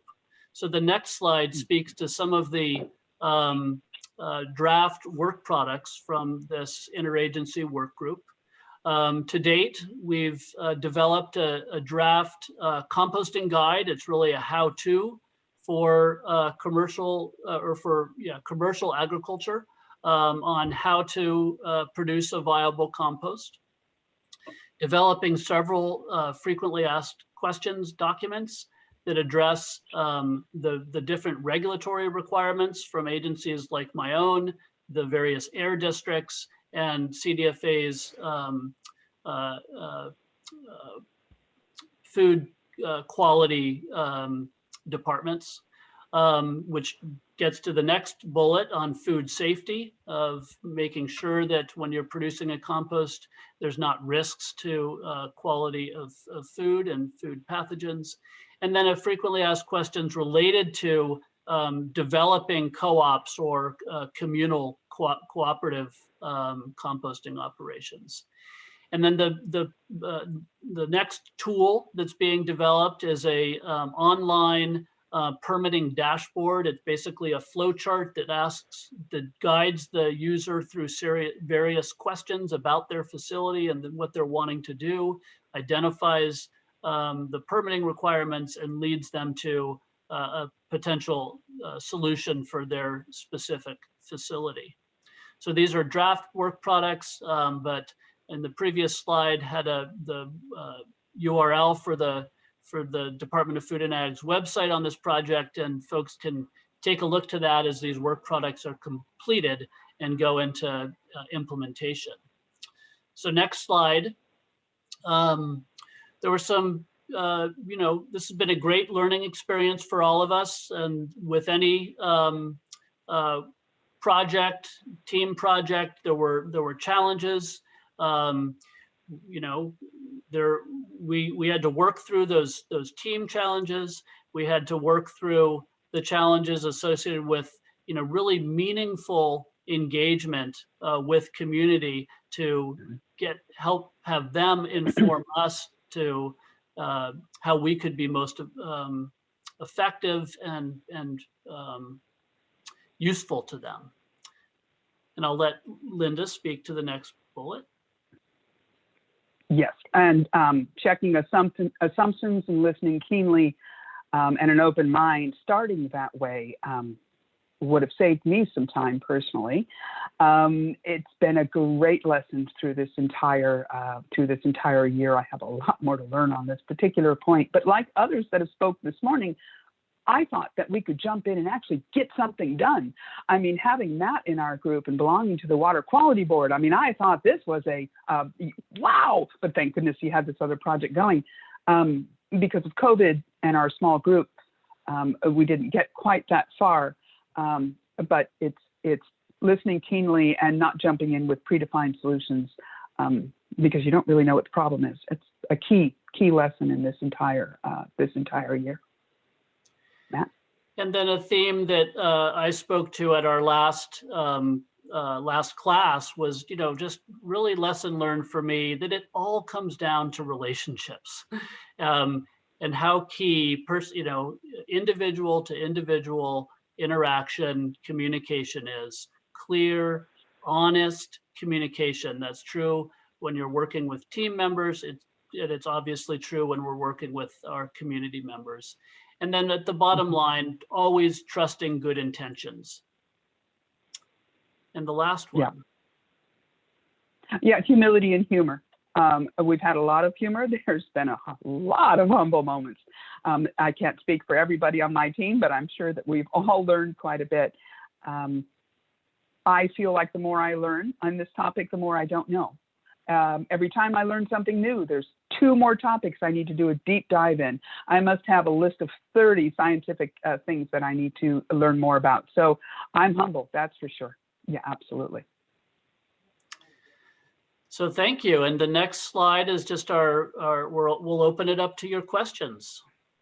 Thank you so much. We want to thank Carrie for her keen guidance, as well as consultation with Nicole at critical moments in our project. Thank you all very much. Thank you so much. That was a very in-depth look at process, and really appreciate the reflections and the information sharing. If you want to stop sharing your screen, we can more easily see everybody at once. And we'll take a couple minutes for questions, comments, curiosity. We had quite a robust set of resonance in the chat too, of folks who are really passionate about compost. So open it up to you all. Well, this is Joey here. And I would just say that, I loved my group, and I loved what I worked on, but I almost think that I maybe should have been in your guys' group, because what you guys did is essentially what me and other Sonoma County partners are working on, especially with SB 1383 coming down the pipeline, which is going to be a major solid waste legislation, which is really trying to push people to compost and getting, not only community agricultural compost, but getting folks to, your Joe Public, from putting their food waste into their garbage, actually into the green bin, which at this point at the landfill takes up about 35 to 40% of the current landfill is edible food waste, which could be, consumed by folks, and also would be reducing those GHG emissions and methane emissions. So I just want to, first of all, thank you guys for the topic. I was very interested and intrigued with your presentation. And it was just kind of briefly mentioned by Linda, but I just wanted to clarify that the Renewable Sonoma project, which was going to be the local composting project that City of Santa Rosa and also Renewable Sonoma were working on, has fell through. So unfortunately, we are back at square one with a compost facility in Sonoma County. All of our compost currently gets out-hauled out of county, which is obviously a major issue. So not to leave it on a sour note, but great presentation, and I love the topic. I want to follow up on that, because there is hope, Joey. We will have a composting facility in Sonoma County. As you know, I am now chairing the Zero Waste Sonoma board, and getting a lot of information that we cannot make public yet. But I tell you, yes, that fell through, and it was a couple of years of hard work, but there's an ad hoc working on it, and it's going to happen. And I really want to thank you for highlighting Zero Waste Sonoma, because that JPA doesn't get enough credit for all the work that it's being done in the county. And I thank fellow Melanie Bagby, who said, Marta, you'll be great at Zero Waste Sonoma, when I started in council. And I have gone through a couple of years of that, and it's really been an incredible experience. Just like Linda said, every time I learn one thing, I have to learn 3 more. So it's definitely an onion. So thank you very much for this presentation. It's very enlightening, very encouraging, and it really speaks to what we need to do as individuals and as a community. Thank you for the sharewaste.com website. That's incredible, because I haven't been composting. I live in a condominium. There's no we don't have a community garden, which is crazy, but Share Waste, I'm going to check them out. Thanks. Great.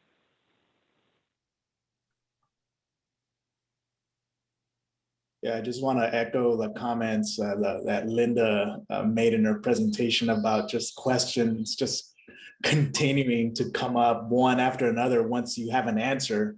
I felt the same way in our project. So yeah, I resonated with that, Linda.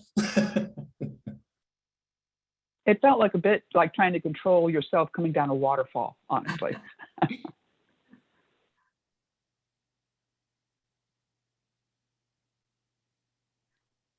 All right, well, thank you all so much. It looks like we're going to be continuing the conversation around SB 1383.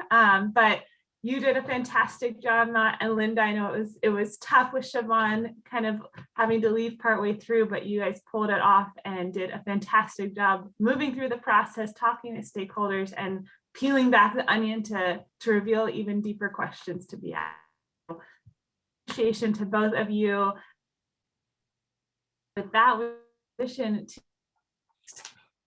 who will be building off this thematically around increasing food resiliency during COVID-19. And this is group members Janina, Martha, and Sarah. So with that, we'll let you take it away. Awesome. Can everybody see this okay? Yep.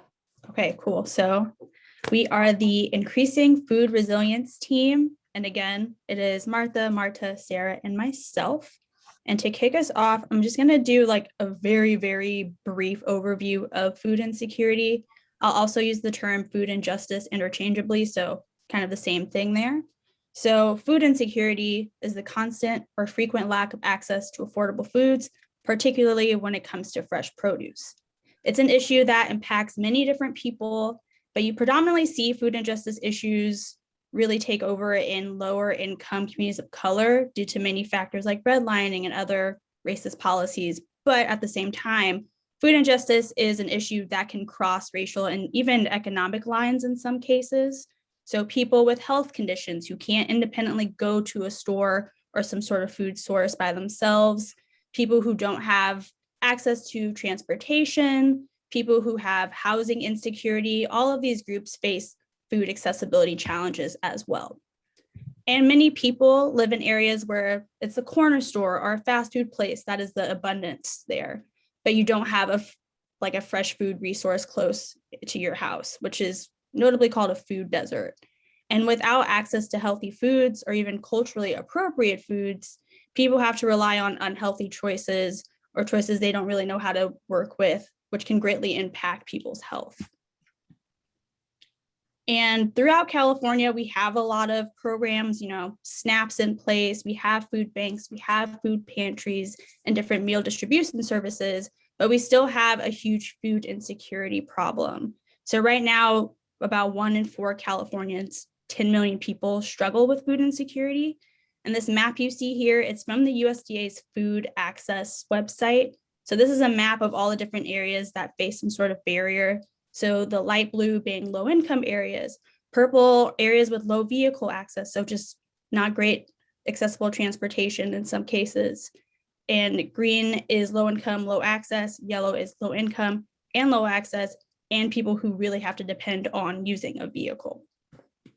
And so we always had food insecurity issues within the state, but with the start of COVID-19, things did get a little bit worse. So unemployment skyrocketed, leaving many people without enough resources to buy food. So there was a demand for more food services. And in our backyard, the Redwood Empire Food Bank reported that the number of people seeking food was up by 260%, while the number of people asking for help getting food benefits has tripled.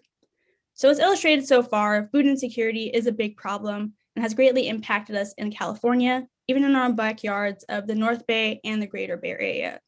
But with the pandemic improving, but still very much real, what can we do about food insecurity? Which leads us into our how might we question. So we came up with how might we increase accessibility to healthy food and increase food resilience, i.e. provide food security.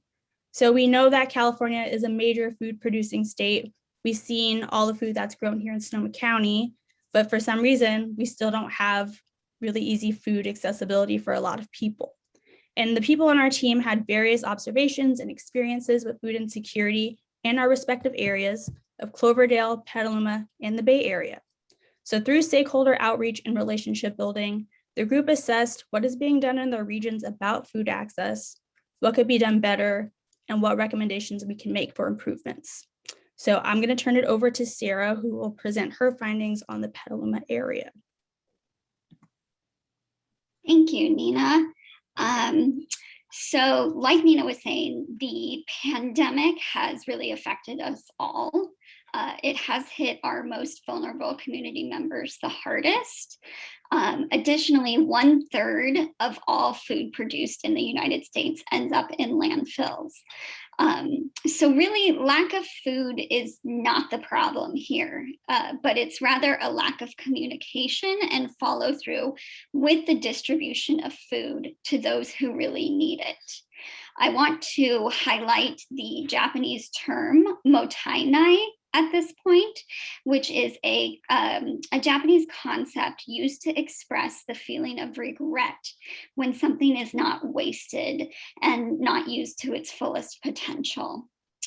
I also want to note that financial insecurity drives food insecurity, and an increasing number of our communities are unsure of where their next meal will come from and how to afford it.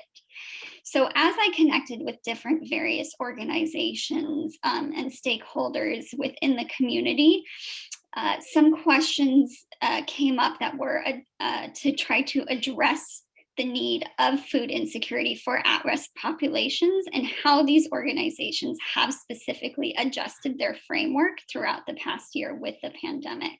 Next slide. So the first case report is with Feed Sonoma. Feed Sonoma used to be a food distributor hub for grocers and restaurants. However, this past year, they saw the need to transition to direct-to-consumer small multi-farm feed boxes. They serve over 70 farms around Sonoma County that normally are too small to have the capacity to do any sort of outreach and large marketing on their own. A problem that Feed Sonoma noted is that there was no chain of communication for how to get food to consumers when the pandemic hit. What used to work, such as people going to grocery stores, restaurants, and caterers, no longer did. So one thing that Feed Sonoma really wanted to work on is increasing food resiliency with these grassroots communications.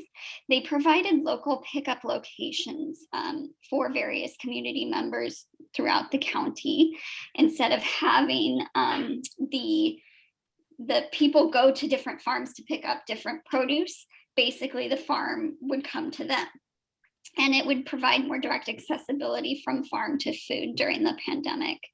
The co-owner, Tim Page, does note, though, that small farmers are still hanging on by a thread, specifically in Sonoma County, due to the high cost of land and living in Sonoma compared to other parts of California. Next slide, please. The second organization is Petaluma Bounty, which is a community food security organization with the goal of increasing healthy access, healthy food to everyone, specifically focused on low-income consumers through promoting education and self-reliance. When the pandemic started, Petaluma Bounty started to create a resource guide to connect the community directly with these resources. So they created and distributed a bilingual guide with an emphasis specifically on Petaluma, and did a lot of outreach and education to connect our low-income and multilingual speakers in Petaluma and the rest of South County to various resources, such as where they can shop for free food, different food banks that were open, maybe safe hours of when they could go to the grocery stores, things like that. Next slide, please. The third organization is actually based out of Alameda, but I was so inspired by it that I had to had to talk about it. It's called Food Shift. Over the last year, they created a new portion of their organization called Operation Together, which directly connects healthy local food to frontline organizations who are already serving food insecure people that are directly affected by COVID-19. So what they do is they glean produce and bulk food from various grocery stores, farms, things like that, that can't go to food banks because oftentimes food banks can't accept produce if it's already going bad. Food banks can't accept bulk foods, things like that. And they turn this food into healthy food. And over the last year, they've worked directly with 15 frontline organizations to deliver 150 tons of food that would have been wasted otherwise to 13,000 people weekly. Next slide, please. So what I learned in next steps. Really, shifting food security and reducing food waste has to involve a greater systems-based approach of combating climate change, increasing interpersonal and systemic change with the goal of moving toward a just and resilient future. It's really not a solve one and done solution. There's a great nonprofit called Project Drawdown, which states that tackling food waste is the most effective thing that people can do to reduce greenhouse gas emissions. Additionally, I want to highlight SB 1383, which will become law starting next January. Specifically, the law will set the following targets: to reduce statewide disposal of organic waste by 75% and to rescue at least 20% of currently disposed edible food for human consumption by 2025. Lastly, for me personally, I wanted to highlight the fact that I also ended on an additional how might we question. I didn't get an opportunity to really involve farmers in my food insecurity outreach, and I would really like to do that moving forward. So that's what my recommendation would be, is to do more work myself to find out what happens next. So thank you. And with that, I'm going to pass it over to Martha.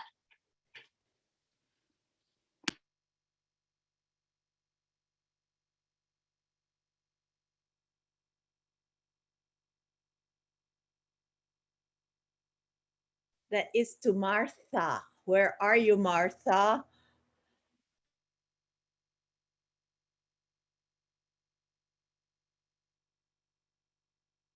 She's here. You might be muted still.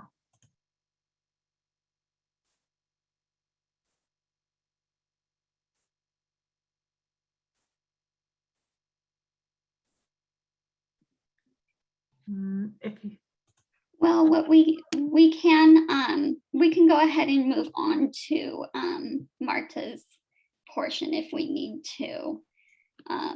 And hopefully Martha will be joining us. She was in her car, so she might have some spotty connection issues right now. So hopefully she'll be checking in with us soon. Well, this is kind of a process, and this is really good for going to my presentation, which is kind of a closing presentation. So you want can we take a moment and maybe take a bio break and see if we can communicate with her, because I really would like to see that first. We can give her a call. We can take a 2-minute pause. Oh, here she is. Yes. There we go. Martha. All right, so we'll go back to her section. And Martha. Hi, everybody. Sorry about that. My phone just got too hot. Okay, but I'm back.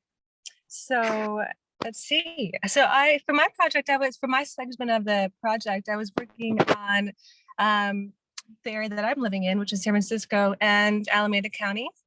And this is a map here. You can see that the Bay Area has, more or less about 10% of the population who are food insecure. So next slide. Okay, so I'm going to start with Alameda County. I decided to go around and ask a lot of questions from people locally and find out what's really going on a community level. These are the barriers to food access in Alameda that I found. Of course, as we know, low income, people were saying that the CalWorks program doesn't really reach everybody, and it's really kind of a hard program to do all the paperwork for and be keeping up with on a weekly basis. The lack of major grocery stores, as Nina was talking about earlier, the food deserts that are in sort of the flatlands of the East Bay here. Unstable systems of distribution and transportation issues. Transportation is something we thought that's probably a major issue going into this, and that is true. That it's again, with the food deserts, it's really hard for folks to find good quality produce that they can cook up. So you need to have basically need to have a car to get to these places. And you know, with communication comes really the education part. The major part of the communication issue is that there's a lot of different services happening, and people don't really know where they are, what's happening, how they can get to them, and the information is not being given in a very stable and concise manner for people to follow. Next slide. And those are, sorry, the map there, the map there was of some of the COVID response food distribution areas. There were so many of them, but people didn't seem to understand that that was even a possibility. There's so many, again, there's so much abundance of these services that people don't know how to get to them or know about them. And I wanted to kind of give a little history here of Alameda County and the racial grades, redlining, and food insecurity. We have in the red zones here, this is the redlined areas that were racially creating racially segregated inequality, access to housing and affordable or housing in general is a pretty good signifier of generational wealth. And that here has been racially very defined for a very long time. This is on the map. You have a map from the 1930s, 1937, where the neighborhood grades were created actually based on race. So the higher hills areas were were limited only to folks who were white, and people of color were only allowed to purchase property on the areas that are on the coastal flatlands that are red. And this also created, again, that food desert situation, in that in the 1970s, there was a huge industrial boom that happened in the East Bay. And when that started to decline, I think in the 60s, it's called white fleeing, where middle class and wealthy white families would flee up to the hills and taking all their resources with them. So all the grocery stores and everything actually ended up closing down as well. And so much so that even to this day, West Oakland, East Oakland, and these areas have their food deserts. We'll go into the next slide. Again, this is a little map showing a little bit more of that, a different visual of the correlation between the food insecurity rates and the grades, the racial grades that were assigned all the way from the 1930s. And you can see there that the green areas that you saw earlier that were up in the hillsides, those are all, that's the lower percentage of folks who are food insecure, and the sort of red peak here in the middle where you have a higher insecurity rate, those were all the coastal flatlands that you were seeing earlier. Go ahead and do the next slide. Again, just kind of highlighting as well that always all these things are intertwined, and food insecurity, poverty, inequality are all also intertwined with environmental justice. All these areas here on the left, on the red again, is a really highly polluted area. A lot of freeways coming through here. And the mountains also provide a geographical sort of better air quality, and everything gets kind of stuck in the lowlands. And there's a lot of industry on the coast. And same here, you can see the correlation with asthma, of course, as well. Next slide. So the impact there is, of course, in terms of food services, if the redlining and everything is food insecurity, but generally a major problem for our healthcare industry as well, beyond food. So I wanted to highlight here the response to the Oakland community really has been, I'm going to focus here on West Oakland. One of my favorite ways that folks are pulling together and community and empowering the community is through food justice and food sovereignty, is through gardens and cooperatives. We have here on the upper right, that is People's Grocer. They had a mobile market going around all these food deserts so that people can get groceries in all these food deserts. We have Planting Justice, who are just badass and really helping folks, educating folks with, sorry, I'm getting a little chat box popping up on my phone, but the Planting Justice team has been doing a really great job of educating folks and really like using up getting a lot of land to do orchards and educating folks on how to grow their own food. And has really been growing quite a lot. There's City Slicker, which has been one of the first, one of the mainstays in our urban agriculture movement in the East Bay. They have the largest urban farm in the biggest urban desert, which is West Oakland. And they have all these little community garden plots where everybody can grow in the community, and they also teach them how to be financially, there's access to farm stands within the neighborhoods. And there's Planting Fat Beets, which is all about keeping the produce local so that local farmers can also sell to local business and also at local farmer stands. And then we have our little local fridges. Sorry. Little local fridges there that you can see on the upper right there where people are putting donated goods to the community. But again, the major issue, I'll go into the next slide here, is that there are a lot of services and a lot of really great projects being done, but again, the communication isn't very clear across the whole city. Future of urban agriculture here, they talk about, the access to vacant lots isn't very high. And actually there's a lot of public open space, which is really great agricultural land. So there's a lot of potential here for agroforestry and a future of, food security for Alameda County if we can get policy to be on the side of urban agriculture and public open spaces. All that green space that you see, those are all permitted for agricultural land use from a long, long time ago. So, and the spots on the little dots on the left map, you can see are currently what current urban farms are, the little gardens and little farms. Next slide. Okay, so San Francisco, again, similar to what Nina said earlier, I won't repeat that.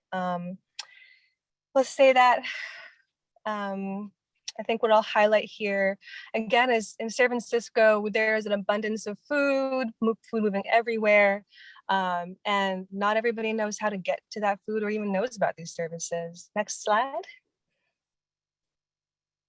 Quick time check, Marta. I don't know if you're seeing the chat, but we got to transition to Marta in it. Okay. So these are some of the organizations that I spoke to, doing some really great work in the Bay. Food Runners is dealing with waste, but they actually have too much. Alameda Farm has it's a community farm. They do free markets on Sundays. Mission Food Hub came up during COVID started in a garage in the Mission and actually got expanded to a giant warehouse now where they're supplying free food to the community 3 times a week. SF New Deal is doing really wonderful work trying to connect funds to small businesses to feed people. Okay, next slide. Okay, so recommendations. I was going to say that I think the main thing here that keeps coming up for all of us is that it's really about communication. We came into this thinking, oh, transportation, low income, like how do we get access? But what ended up happening through our research and through my research in the community and all the organizations was communication. There's so much competition happening as well that there's not enough collaboration happening and sharing of resources.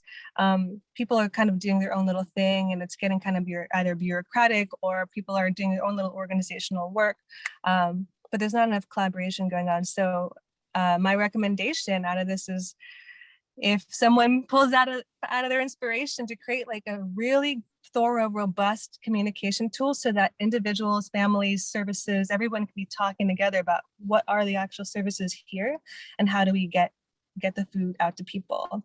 And then, areas for collaboration and funding sharing as well, which is a little bit tricky in a very competitive economic system that we have, but if we can change the culture around that, I think that we can have a we can achieve some good food resilience in the future.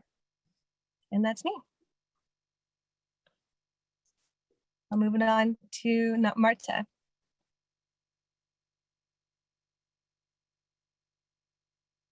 I just need to unmute. Okay, thank you very much. And we'll take questions at the end. So this is our theme. We are definitely, next slide, resilience. We need to address resilience in wine country communities because that's the big thing that we found in terms of needs. Next slide. There are some stats here that are a little bit dated, but that we found out that at this moment, it is 1 in 4 residents needing assistance, according to Redwood Empire. Now, as you know, this project is about hunger. And in my section of the project, it was geared towards the local experts assisting in food availability.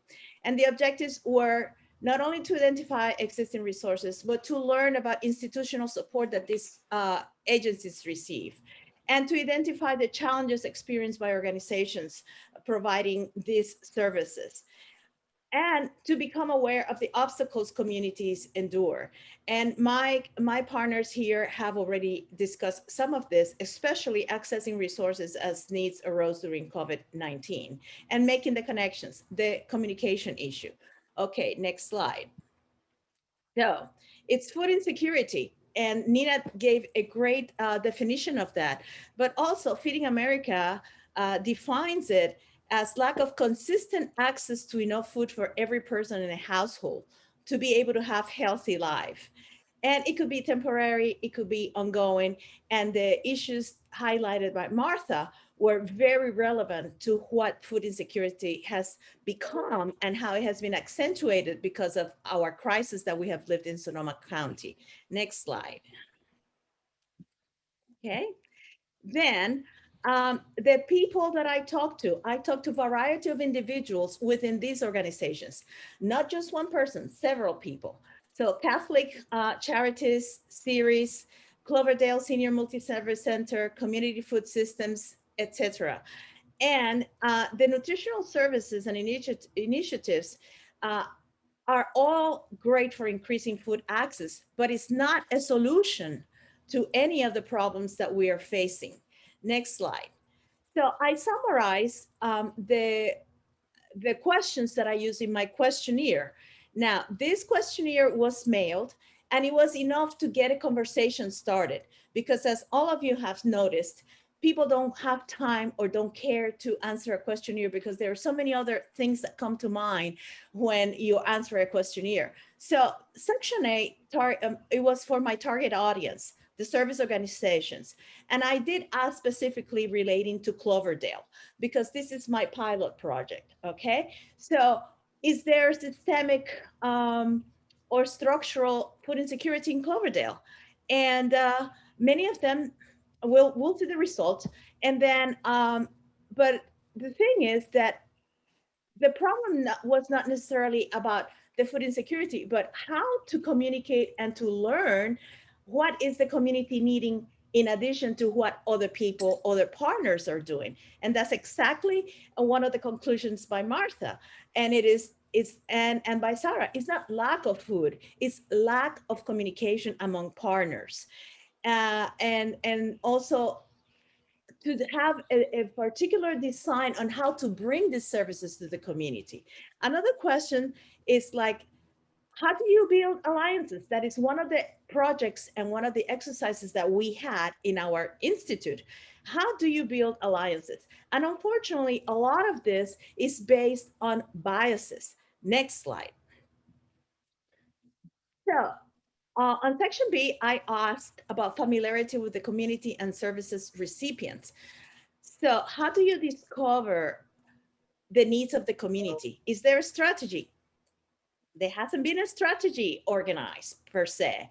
And sometimes it's word of mouth, which shouldn't be, because there are some things already established, and in order for this communication to take place and for people to know the profile of the community.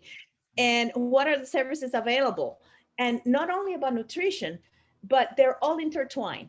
You know, financial assistance, housing, health, transportation, and the nutrition needs of the individuals within specific communities. So, and that is how you're going to define what is your community's profile. So next slide. We have lived in the last 4 years, crisis, you know, fires, floods, COVID-19, and the current drought. So my question to the organizations were, how did you approach the needs that have surfaced? What impact can you measure? What have been the limitations, and what recommendations may you offer to continue addressing the needs of your community, not only among yourselves, but also throughout the county? Next slide. So the main challenges after conversing with so very many individuals was funding.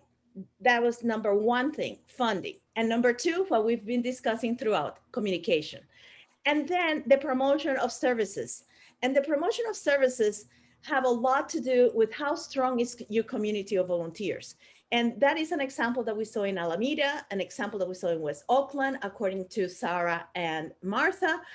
And also the assumptions based on the biases. It's like, okay, we're only gonna serve Latinos, or we're only gonna serve the aging.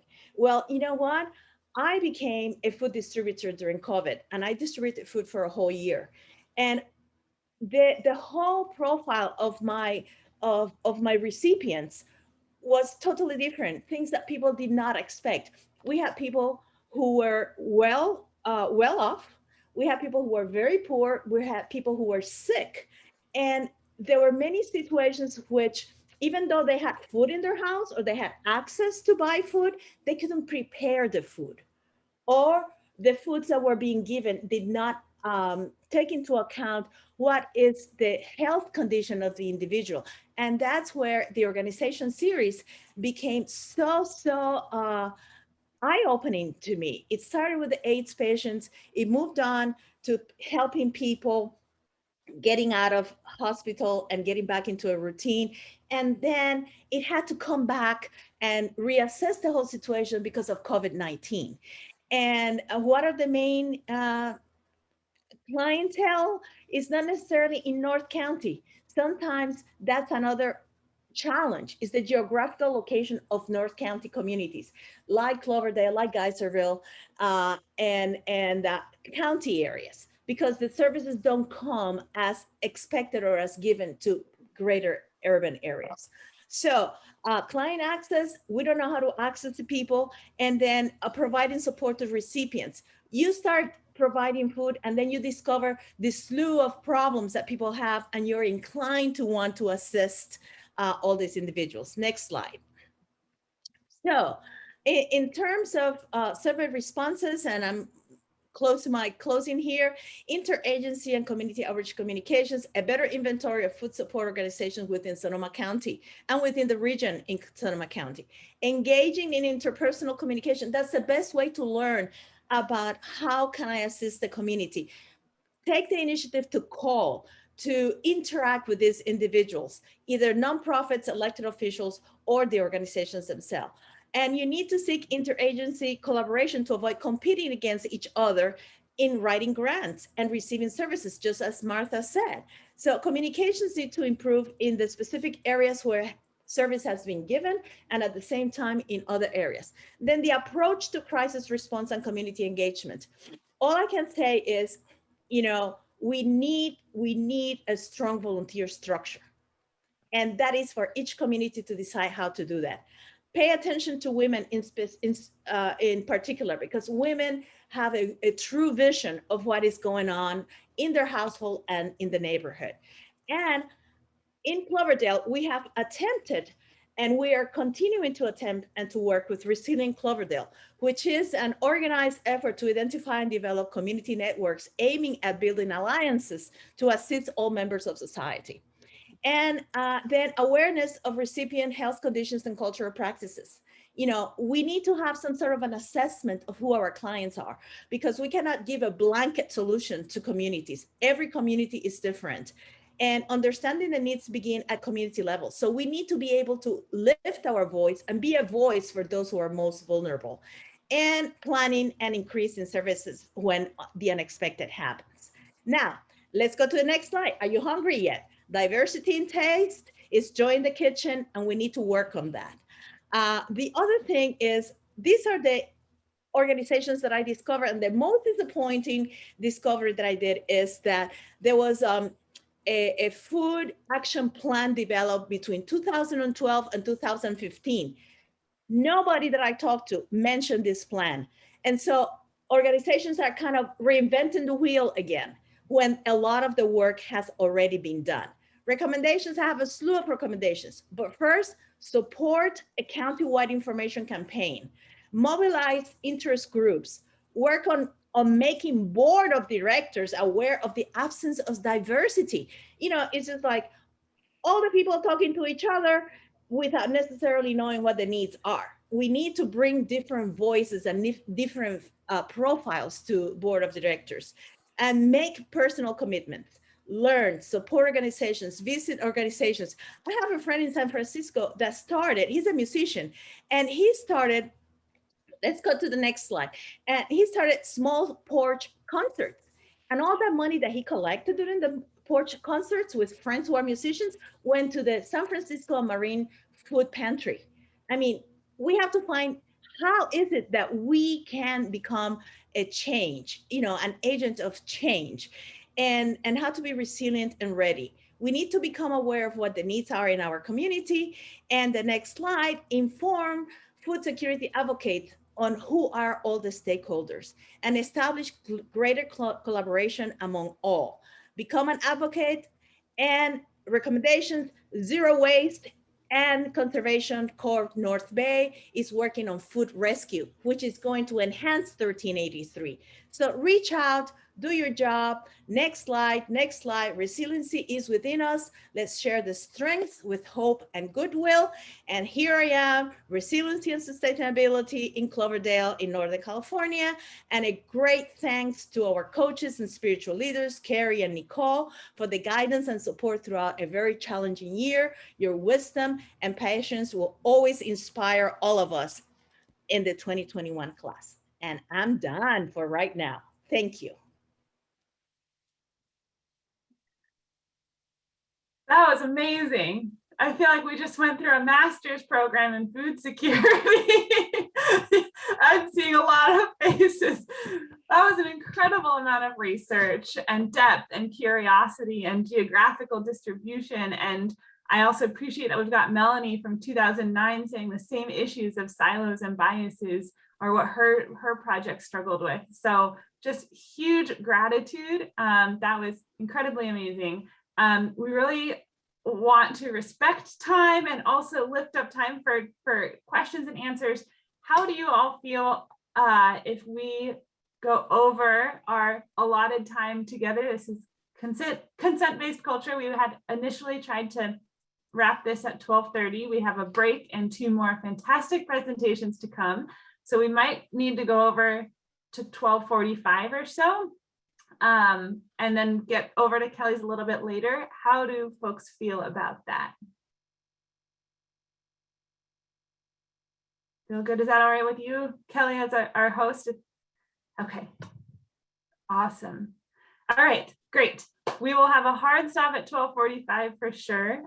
So we have time to transition and celebrate, but we'll just open a couple of minutes for questions, reflections, resonance, comments on food security group. And thank you so much. Real quick, I did have a comment because I worked at a interfaith food organization, and we did work with food security. And one aspect we did or worked on was a project contacting faith communities regarding land that they're not using. So seeing whether they want to lease the land out or have an organization or whoever buy the land from them so they could actually use it for agricultural purposes and that type of deal. So another project that's out there in the works somewhere.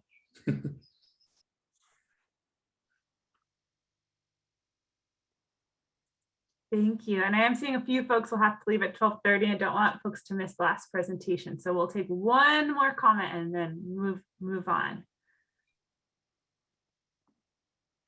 If I may, I believe that it'll be a full community effort with creativity input as well. Just as, I mean, this presentation was mind-blowing, so amazing. Just as both Martha, Sarah, and Marta were speaking, I was thinking, like, what if we could put pressure on developers, even, you know, those that are trying to meet RENA numbers, to encourage a garden at these developments and really encourage the need for fresh food, because like Martha,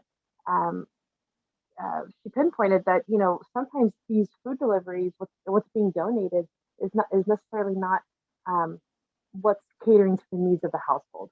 And that, and also, you know, doing some research, and the USDA just sent out a fiscal year report, and there is millions, if not billions of dollars being dispersed upon our school systems for processed meat, processed food.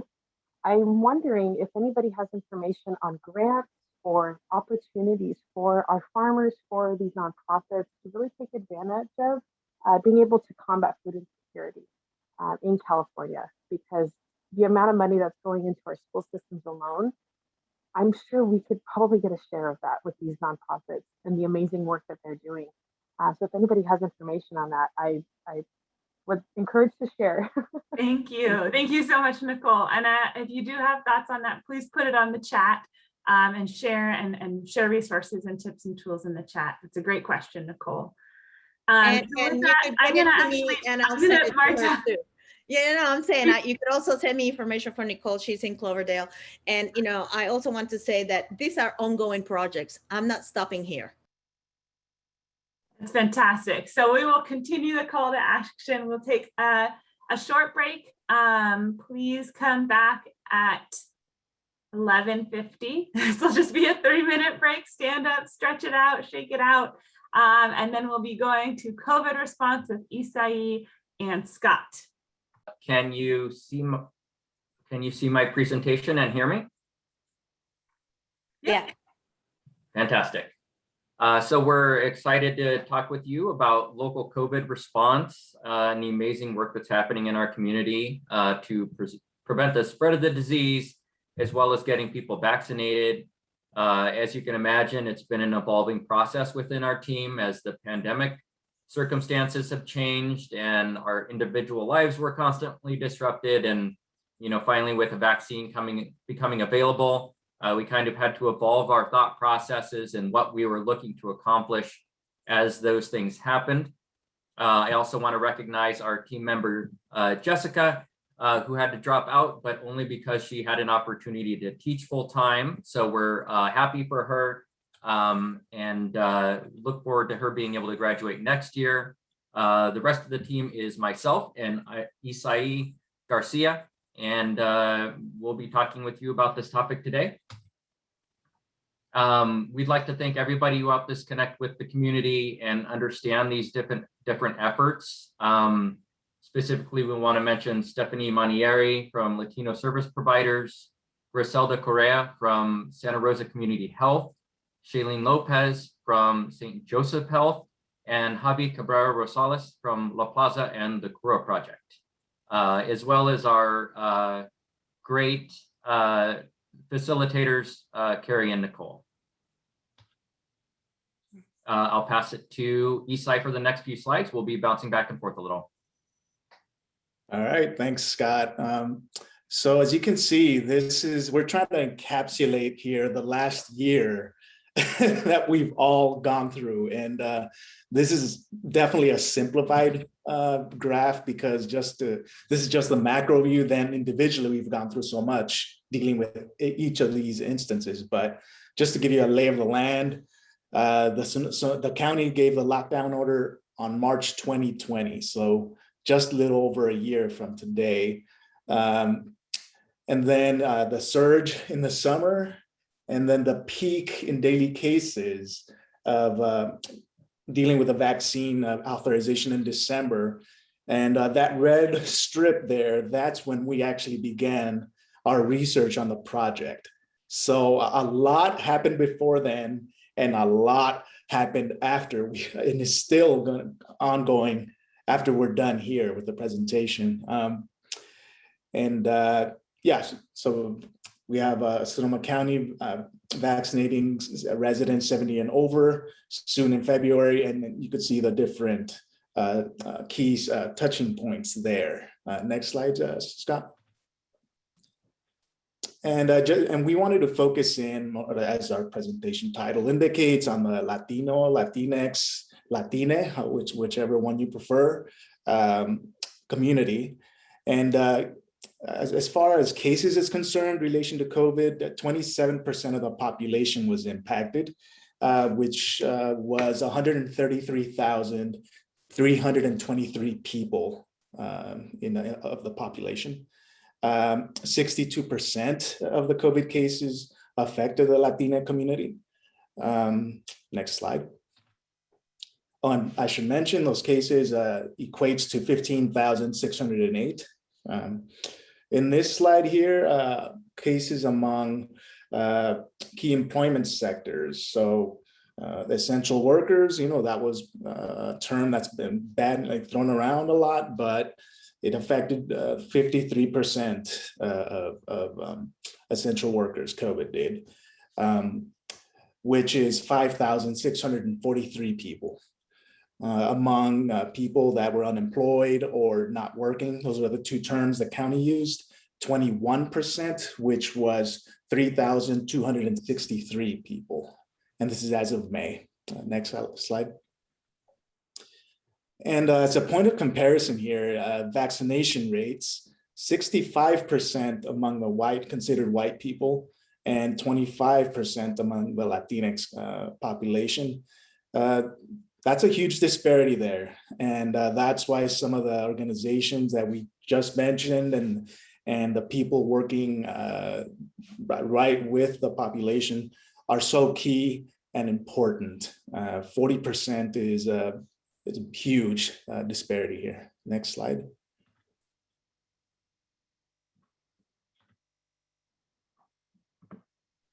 So yeah, we wanted to quickly go over kind of the landscape of responses that's happening with this crisis. As we know, it's a global crisis as well as a national and local one.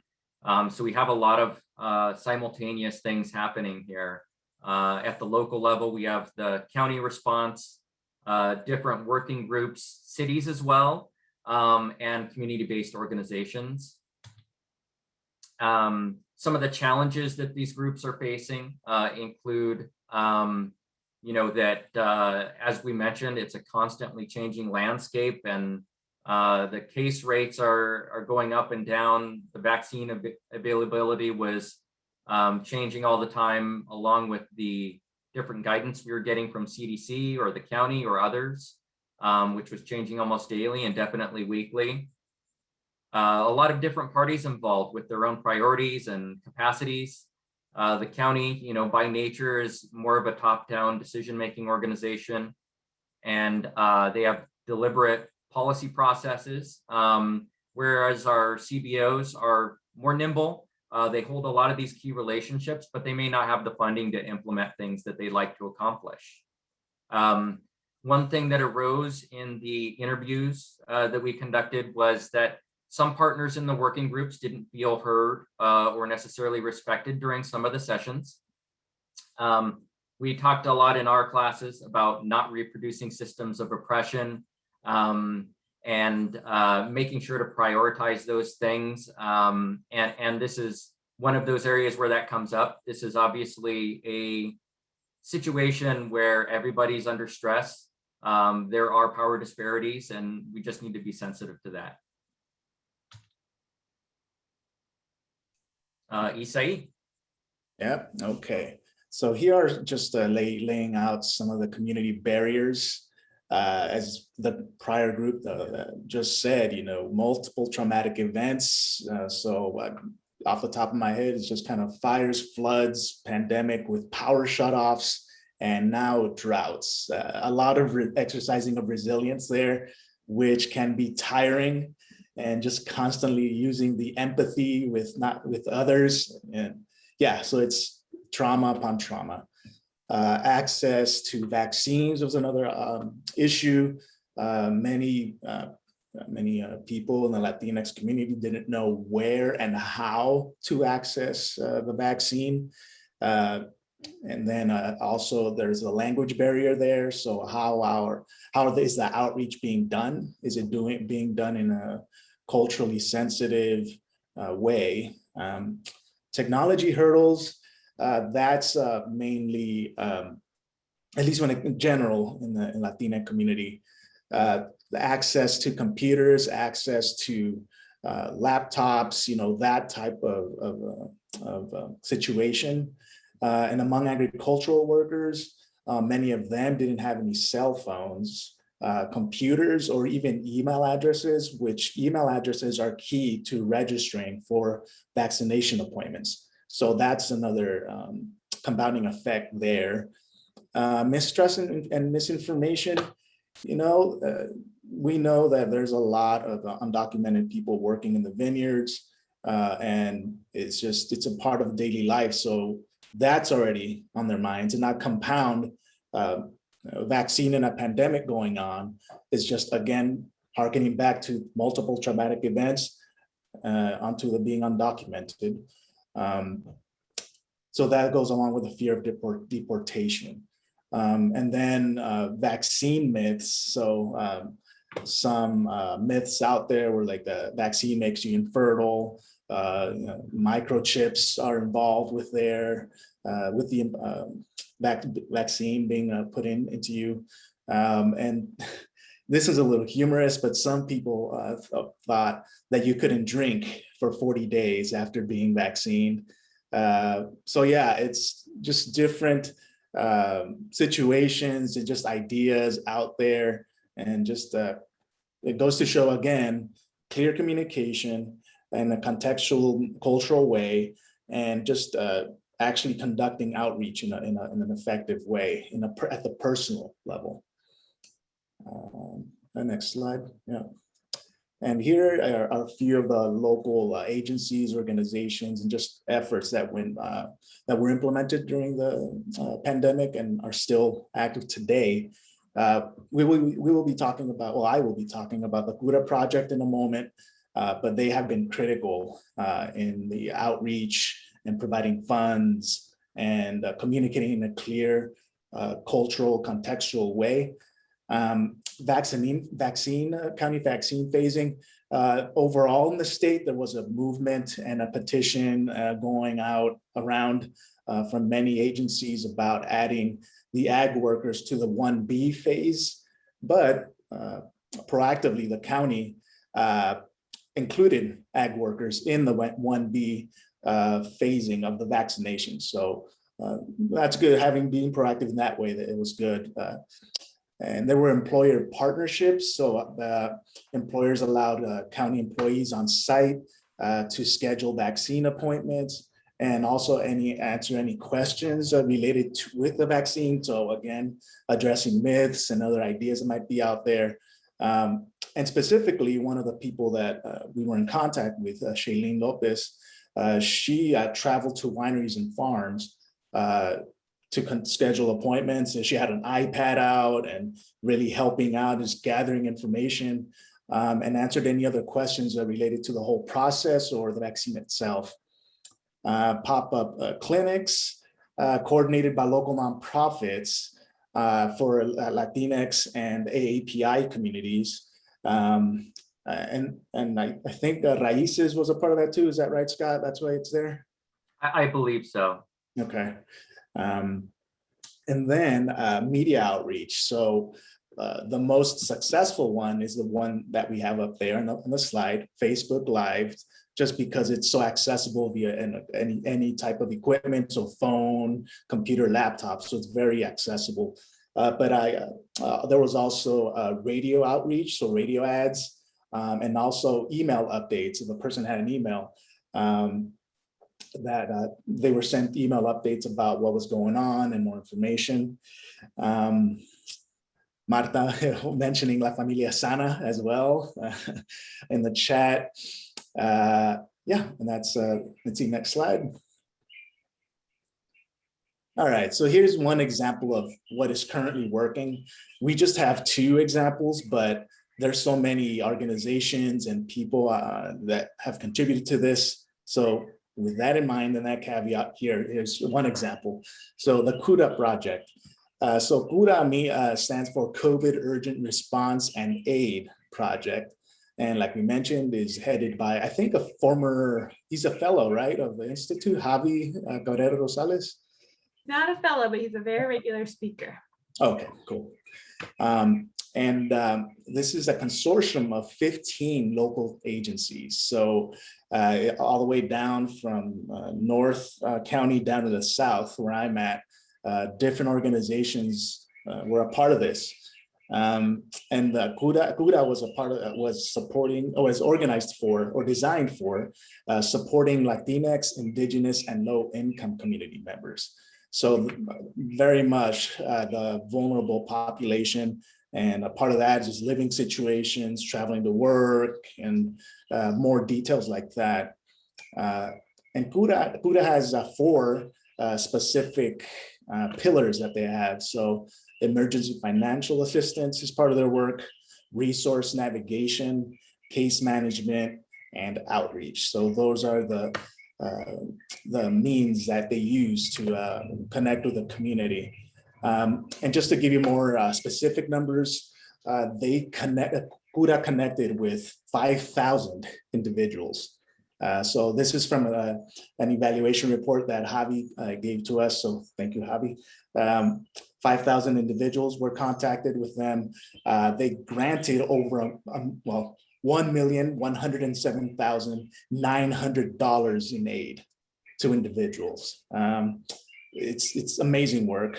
And then they exceeded their own initial goals. So they had some initial goals, but they just kind of they were so good and had the support and the right staff and individuals involved that they exceeded them. So their initial goal was to reach over 1,200 people via outreach. They reached over 3,800. So that's just incredible. Secondly, that I'd like to point out, they initially wanted to support 600 people through emergency financial assistance. They supported 722. So they were really effective at their work, had good planning, and just by me being a former contact tracer, I know there was a lot of stuff going on behind the scenes that they had to work through too. So very grateful for the work that they've done. And Scott, go next slide. Yeah, that's a really great project. Another amazing project was something that was headed up by the Raíces Collective. This was a really successful partnership with the county. You may have seen these around town, on the mailboxes, or these were at Grace Pavilion where I got my vaccine, Team Moderna. Importantly, the artists were compensated for their work. This ties in really well with our principles of not recreating systems of oppression and valuing the work of these communities, valuing their art and their efforts. We wanted to bring you some best practices. These are kind of, you could call them preliminary because we haven't been doing years of research on this, but this is what we pulled out of it. Get local, understand what's unique about your community in terms of their needs and the capabilities of the advocates out there. The county put ag workers into that 1B category, recognizing that there was a specific and critical need in our area. So that was a great decision made there. Build trust, leverage your trusted community partners and your CBOs and the strong relationships that they've built over many years. We saw that having a doctor available to answer questions about vaccinations was critical to getting buy-in and getting people to say yes and to set up their vaccine appointments, both in those pop-up clinics and in those farm and vineyard visits that Shailene Lopez was doing. Make it easy. Go to the neighborhoods where people are and the work sites where people are working. They may not have the time to do this. One small thing that Shailene was doing was making sure that people got their COVID vaccines on a Friday or a Saturday so that if they were sick the next day or had side effects, that they didn't have to miss a day of work. They found that was important. Provide the support needed. They had tablets so that people could sign up easily and understand when they needed to arrive for their appointment. And then be creative.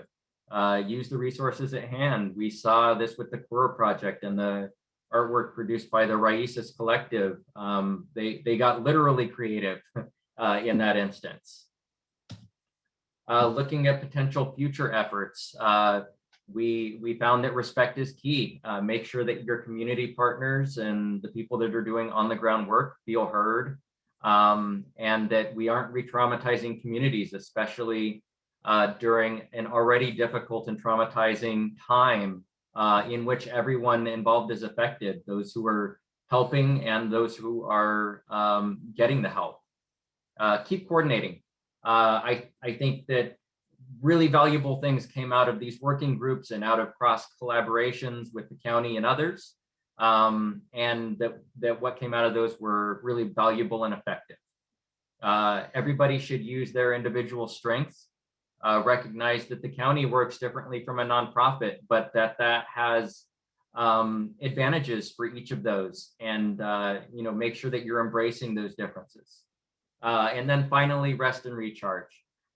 We heard from some of our community advocates that the work that they're doing is challenging and draining, and that they feel like they need to carry the flag for their communities and make sure that that what they're having to say is taken into account, especially with this type of all-encompassing disaster. So if you're doing this work, make sure that you take time for your self-care and rest so that you can keep doing that work and impacting your community. That is our presentation. Thank you so much. We really appreciate all of you in the class and your feedback that you've given us and your collaboration and your inspiration.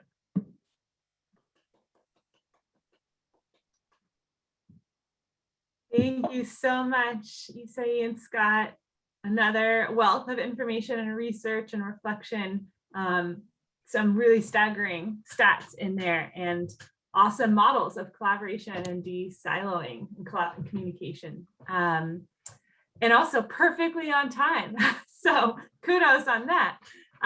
So we'll take a couple of minutes for questions, reflections, ahas from the class. And if you haven't spoken yet, I want to encourage you to do that too. I see your hand, Marta, but I know we've got Asia here. I haven't heard from you yet, or Nina. I'll take my turn if there's room. Okay, thank you.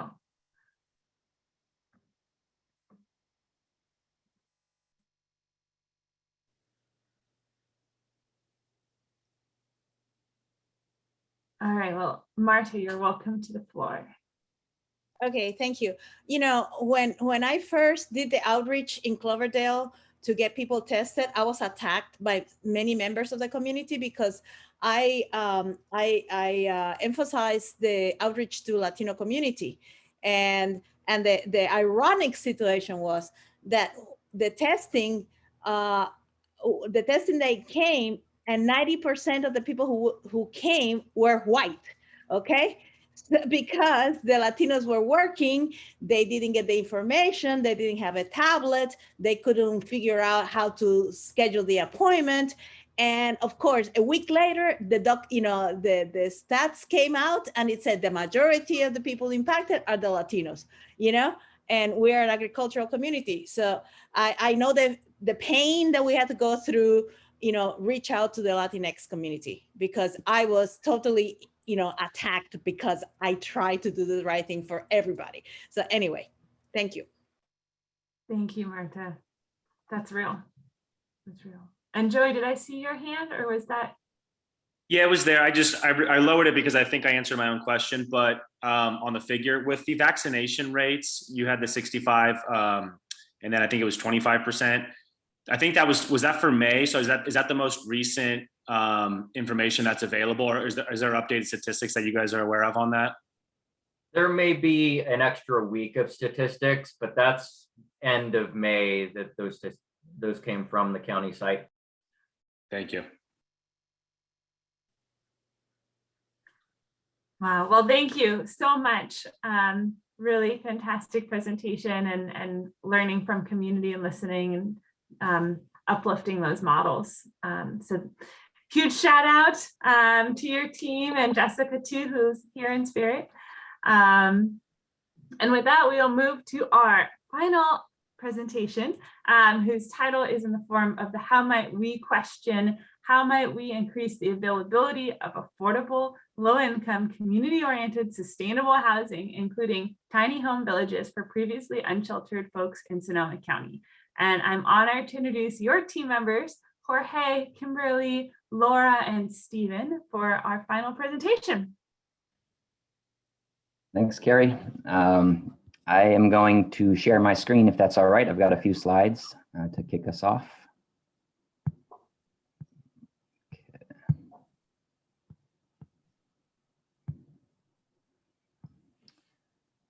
All right, so our group focused on housing. Our original title was Housing and Community Infrastructure, which obviously encapsulates a huge range of possibilities, and all four of us kind of came together with pretty different interests, and it took us a little while to hone in on something that we could work on collectively. We talked about fixing pedestrian right-of-way in underserved neighborhoods. We talked about increasing waste management type of recycling and distribution of resources. And finally, we honed in on housing a few months into the program here. And even within housing, we all kind of came with our own interests, our own stories, our own interests. And so with this presentation, we're gonna each take turns and kind of talk about what our story was, what brought us here, and our specific focus throughout this course. Myself, I focused in on collective type of housing situations. There's a wide variety of these. And I was looking for examples of housing where a collective kind of eases the burden of an individual to own property in order just to have a home and a bed. And so I came to this topic kind of through a personal journey of my own. I moved to Sonoma County, kind of a rough time of my life. I didn't have a job. I didn't know anyone here. I was just kind of wandering up here. I enrolled in a permaculture class and was just trying to put down some roots in a very new area. And it was a struggle to find a place to live. I hopped from sublet to sublet, period of like two to 3 months at a time, based on people being on vacation and that kind of thing. I slept on a lot of couches. I even stayed in hotels on my credit card when I didn't have another option. And this was about a year to a year and a half where I was racking up a credit card bill, just trying to figure my life out. It was definitely a rocky period for me for many reasons. But I could really feel during that time just how easy it is to kind of slide into homelessness, and started to think, you know, always dreaming like I'd just love to have a little place of my own that was stable, that was safe, where I didn't have to clean up after roommates just to, you know, cook a meal, you know, where I, you know, that kind of thing.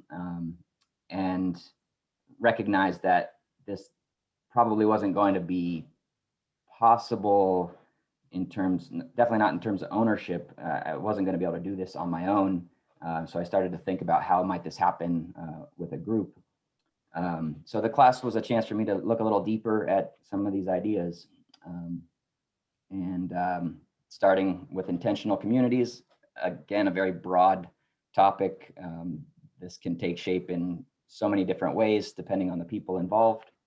I went up to Hopland to visit an intentional community, about 20 acres on a mountaintop, orchards, marijuana operation, you know, beautiful big place full of art and mosaics and things. I was, you know, I admired what they'd done there. I didn't really feel comfortable there, but it was interesting to see. What I did learn is that it still depends on, in that case, it was one individual who was able to buy 20 acres of land and start, you know, parking shipping containers there, where he started renting them out to people and hosting workaway and that kind of thing.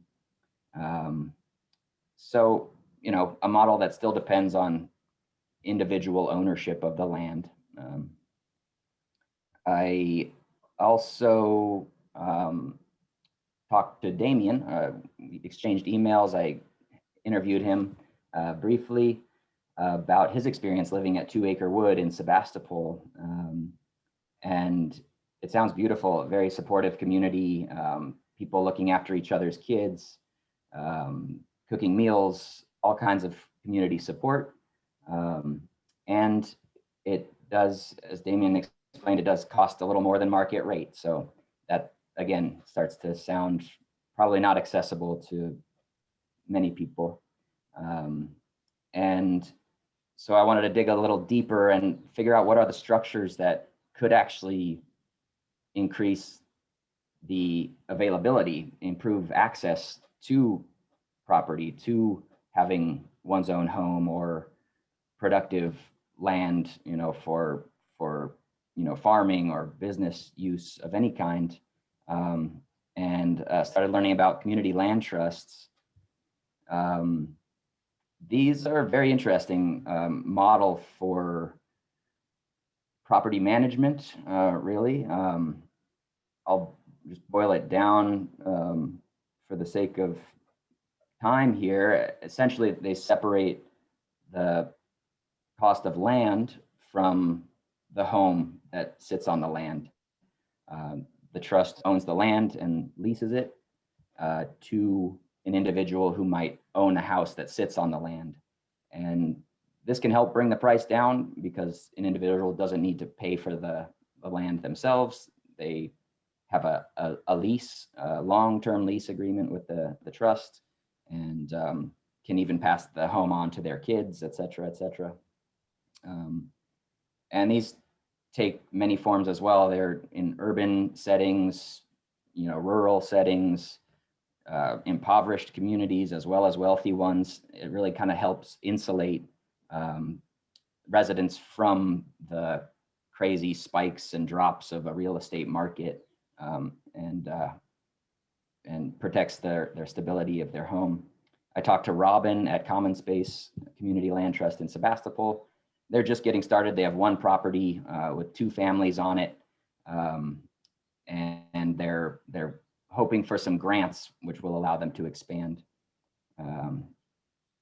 Hopefully this summer that might take place. And when the time comes, they'll be hiring some people to help them with this. So if anyone's interested in that. And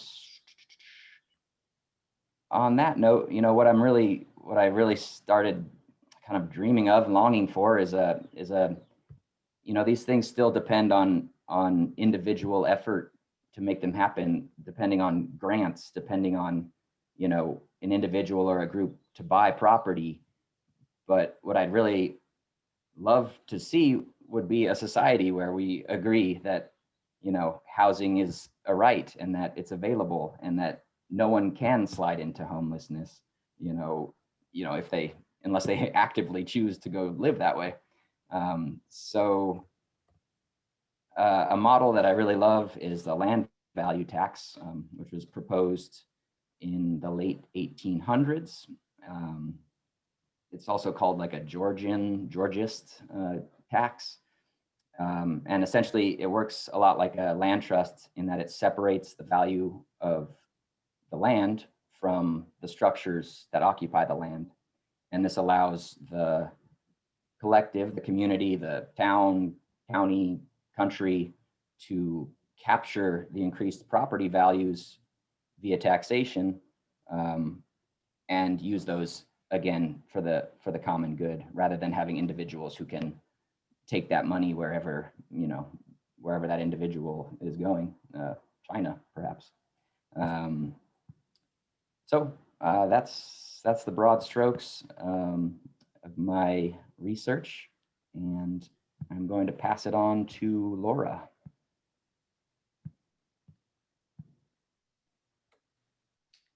Okay, thank Do you. you want to share your screen, Laura? Or I think that yeah, if you stop sharing, Stephen, I'll share for Laura. I want to thank Stephen, and I'm going to start with some thank yous. And our group started out with very divergent interests, except it was all, we all shared the, oops, why am I having I'm having feedback. We can hear you. Can you hear me okay? Yep. Okay, so we all had the same passion for figuring out helping the affordable shelter housing for people situation. And as we went along, our team coalesced into a group that really helped and supported each member in gaining clarity and momentum in what their focuses were. And I want to give a huge shout out to each of my team members and to my fellow Institute peeps. And Kimberly, I can't thank you enough for taking my text and photos and composing into a lovely PowerPoint, something I had absolutely no clue of how to do. And thank you, Carrie and Nicole, for your leadership and Daily Acts for making this institute possible. So I just want to give a quick heads up. You've got 10 minutes left for the 3 members of your group. So okay, I don't see a slide. Kimberly there she goes. All right, so community development, housing and infrastructure team next.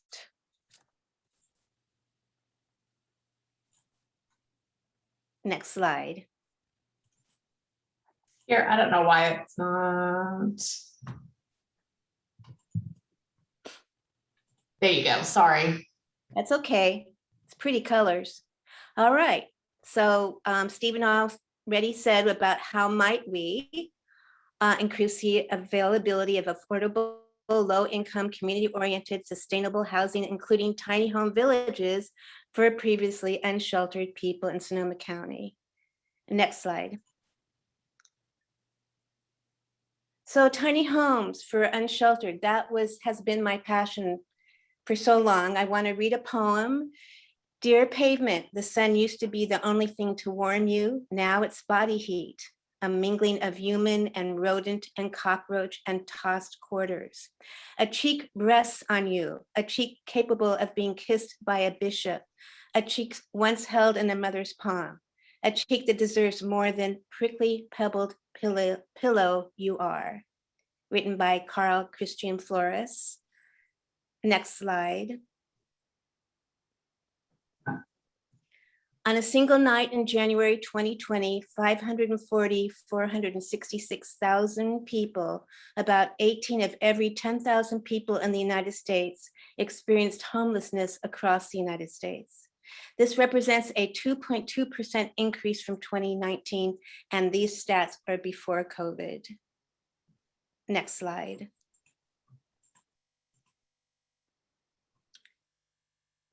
So I really, seeing homelessness just growing and growing and growing, and seeing and feeling in the years passing, me getting number and number to it and knowing how wrong that was.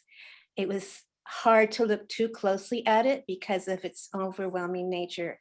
And in my visionary brain, I just thought, why don't we have tiny homes? Why can't people rapidly get housed and their needs met? Anyhow, there was Las Golucas, and I'll probably pronounce that wrong each time I say it, but I wondered, how did this happen? How did this, in 14 days, a tiny house community was formed? I know that there was a lot of work that went into it, but there was sort of a perfect storm and kind of like a field of dreams sort of thing. It just happened. There was we can go to the next slide.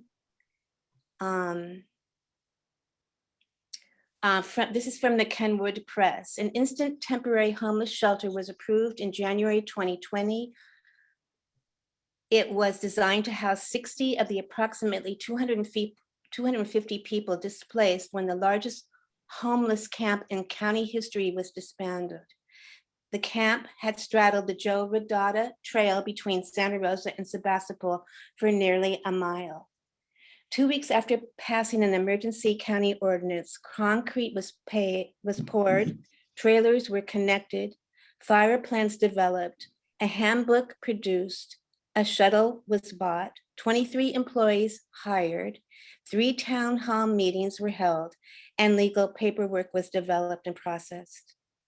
The 60 personal shelters were assembled in 10 days, each 64 square feet with a locking door, bunk bed, heater, and shelves, and soon they will all be having portable air conditioners. They each took an hour, just an hour to assemble, and have held up for over a year.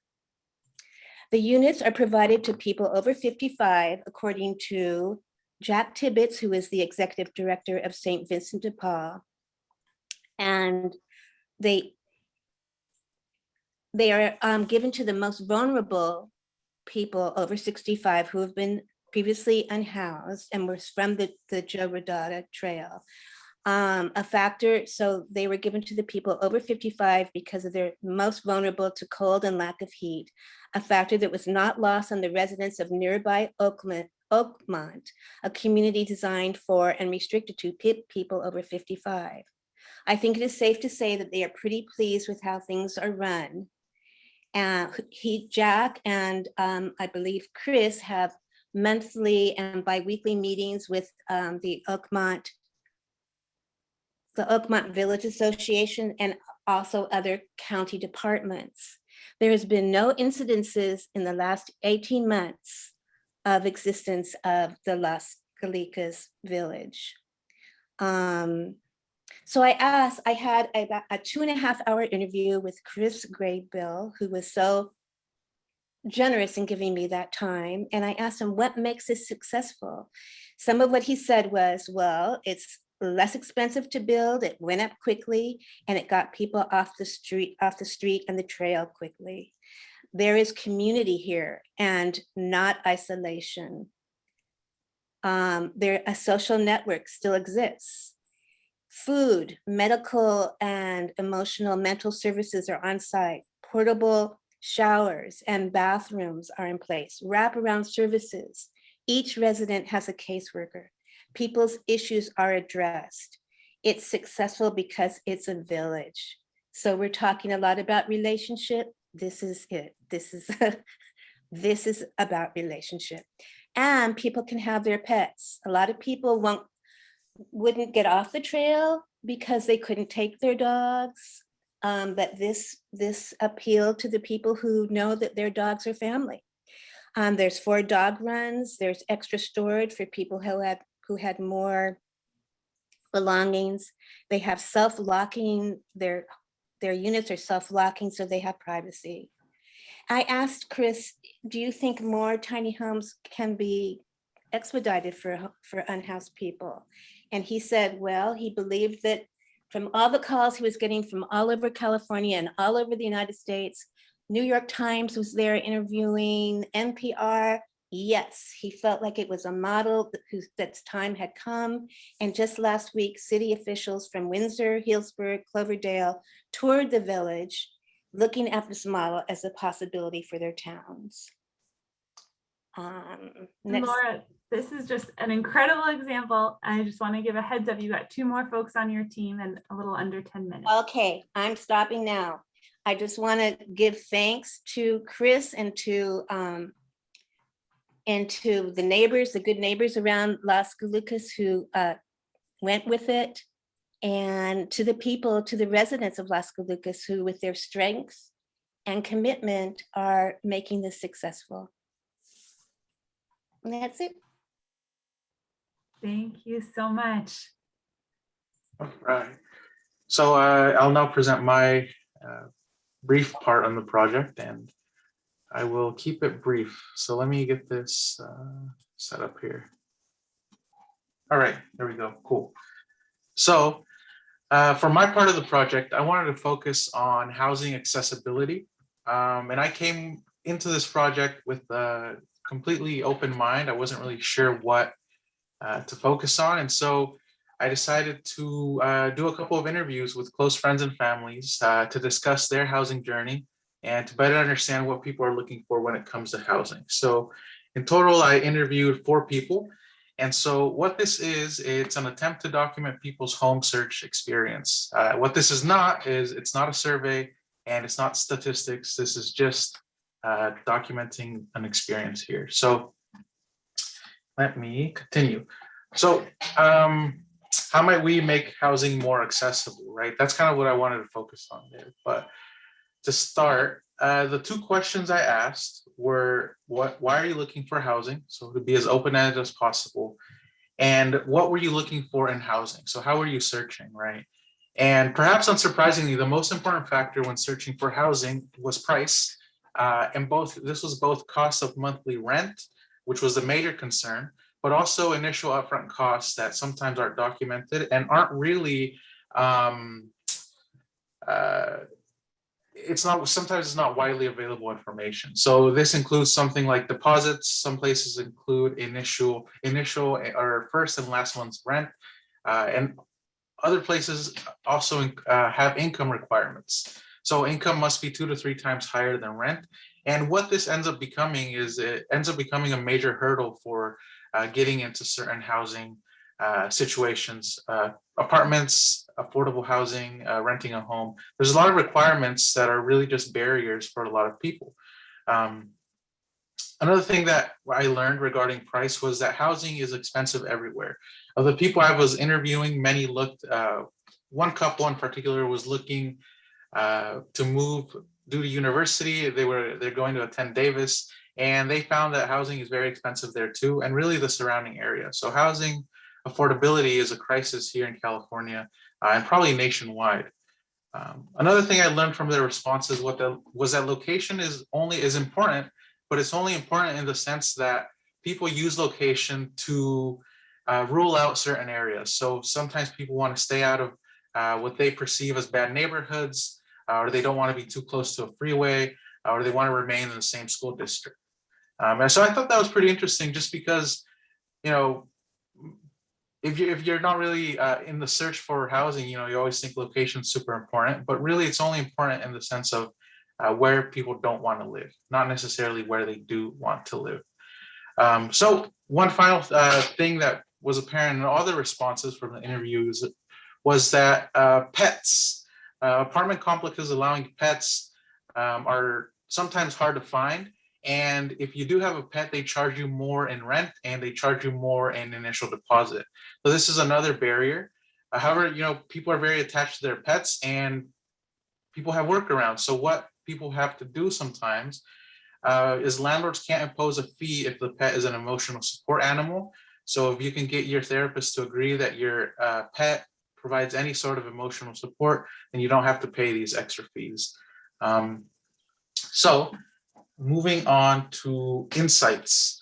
So for most people, housing, one thing that we after I did this interview, we kind of brainstormed as a team, each individually. And one thing that we saw here was that for most people only think about housing when they're in a transition, whether that's moving jobs, moving for school, moving due to a relationship. And because of that, because we're only looking at it when we're in transition, housing is not really at the forefront of everybody's mind. And I think that's what is kind of at the root of a lot of kind of the issues in housing. Another insight was that there is a major power imbalance between people looking for housing and housing providers. The experience changed drastically just according to how professional or unprofessional the apartment manager was or wasn't. And the final insight was, and something that our entire group agreed upon, was that addressing housing accessibility is hard. This is an extremely complicated problem, and it's going to require sustained effort and that targets local, regional, and national issues. This is not an easy problem to solve. It's going to require a coalition of renters, of local elected officials, of people who care. So yeah, there's no easy solution for systems change, I think is what we found. No simple solution, but really we need to lean into the complexity and the depth. So in conclusion, I initially joined this group because I wanted to fix a sidewalk that was in my neighborhood. And that's why I joined this group for infrastructure.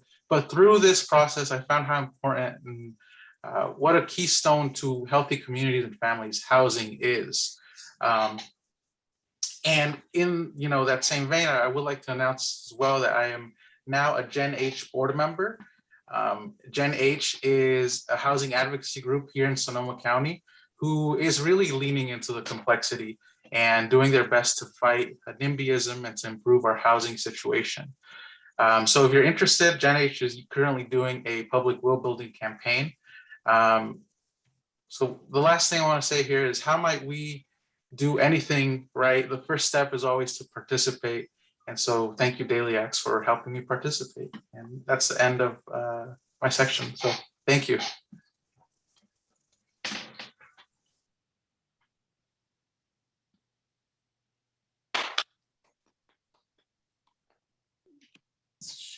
Awesome job. And I believe we have Kimberly wrapping us up. Yes. Can you see my screen? Not yet.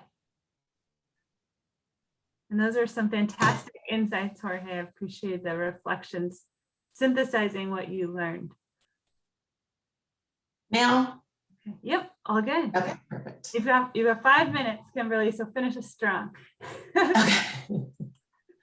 I won't repeat the team questions. I think everybody's familiar with that.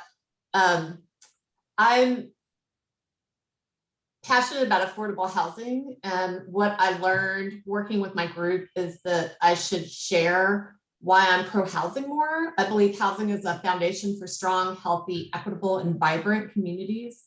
I also learned I should take more personal risks as a leader, sharing personal experiences more openly. It's easy to get bogged down in the process jargon and take industry experience for granted instead of trying to make information as simple and accessible to non-housing professionals as possible. I have a personal pet peeve about sayings like "it's complicated" that's used as a way to exclude people from a seat at the table. And if we want to truly engage the community, we have to put the time in. I value creating transparency and inviting all individuals to participate, engage, and advocate for what they value most and feel like they need in their community, not what they are told to value and need. Our team pattern was the diversity of perspectives and how those individual experiences reflected and how we all address the larger how might we question about access to housing. Housing isn't a one-size-fits-all proposition, and we need lots of options to meet many and varied needs in the community. I interviewed Oscar Chavez with Sonoma County's Human Resources Department based on SoCo's upstream investments. We discussed the role of stable housing plays in providing equal access to education, employment, physical and mental health for families, children, and individuals. This process highlighted how universal the impacts of intergenerational poverty are and the crucial need to remove systemic barriers. What I'd like to share now is a brief sample of how multifamily affordable housing can go beyond housing to build community by serving as a component of educational programming and providing access to higher education and quality early childhood development. Before I discuss this component of my team project, I wanted to quickly touch on how intertwined sustainability and affordable housing are.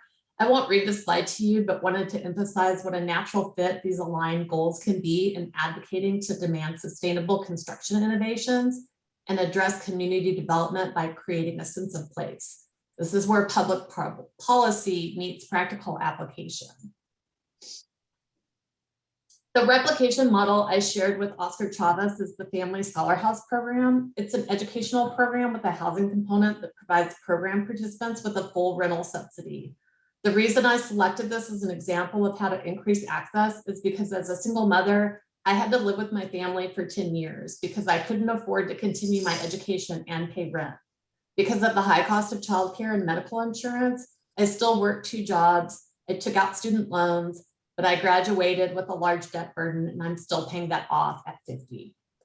Investments in educational opportunities that empower families and youth are powerful. This provides economic freedom and leads to choices these families and individuals may not have had access to before. Utilizing affordable housing as a component of educational programming acknowledges housing as a human right. Access to housing must be present to attain outcomes related to health, food security, education, and employment. Developments such as these don't replicate existing services in the area.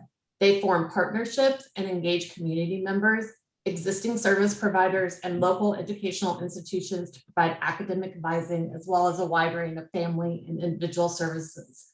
This programming relies on participant engagement in the community, as well as peer-to-peer relationships. This provides them with peer support and volunteer experiences in the community. When participants engage with the community, it turns them into advocates who share their individual experiences. And this is just a picture of a sample of one of these developments. It's a 64-unit development that I worked on that serves single parent families and transition age youth. Because we have limited time, I've added a few reference slides to provide a brief overview of affordable housing, the most recent California housing profile, tables providing income and rent levels for Sonoma County, so people can look at these after if they're interested. And I wanted to just thank Carrie and Nicole for letting me continue to participate remotely while I transitioned from Santa Rosa to St. Louis and from St. Louis to Louisville. And I was really grateful that MidPenn provided me this opportunity. And I also wanted to thank Stephen, Laura, and Jorge for being open and generous with their time. It was really a pleasure to participate. And then that's it.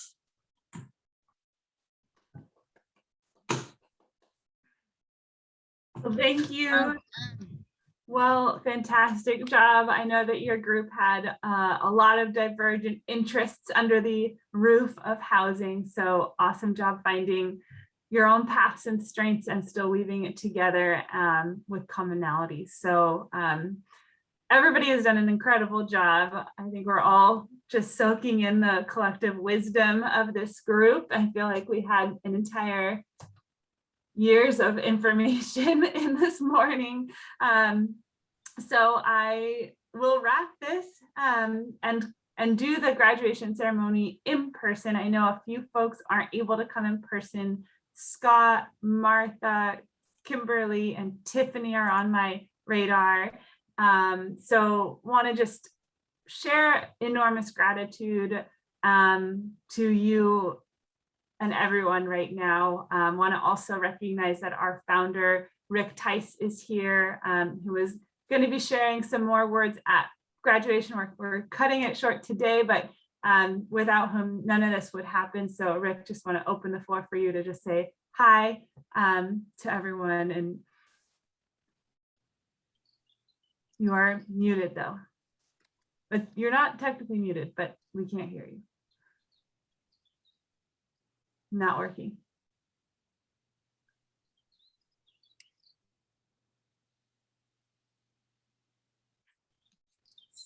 Well, Nicole, if you want to offer, and we'll come right back to you. Can you hear me now? Yes. Yes. Oh, wait a minute. I know what the problem is. We got you. Microphone, We hear you. microphone. Select a speaker. We hear you, Rick. We got you.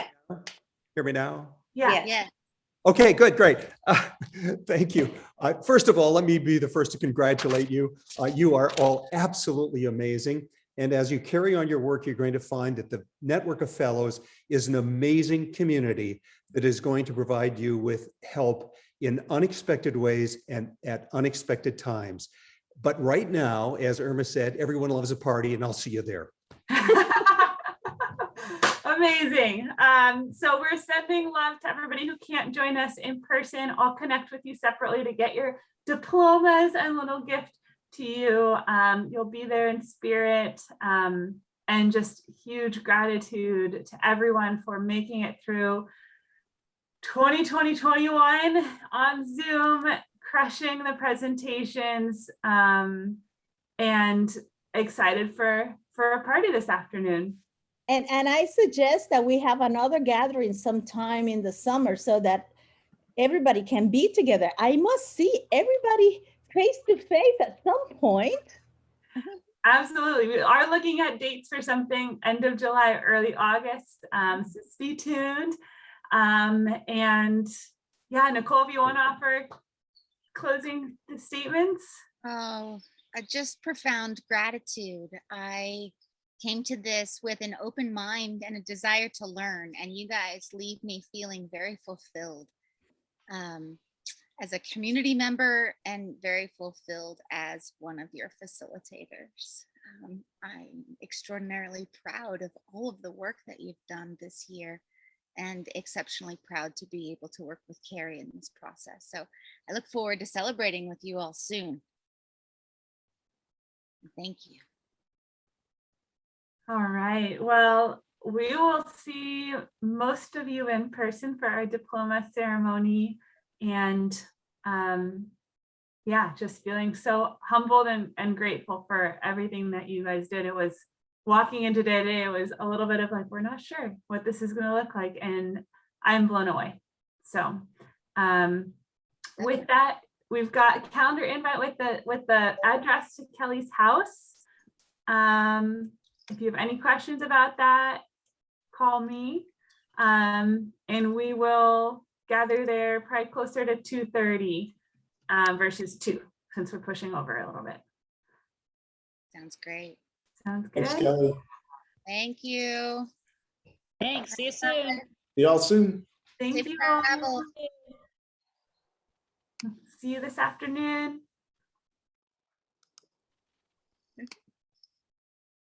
And stop recording.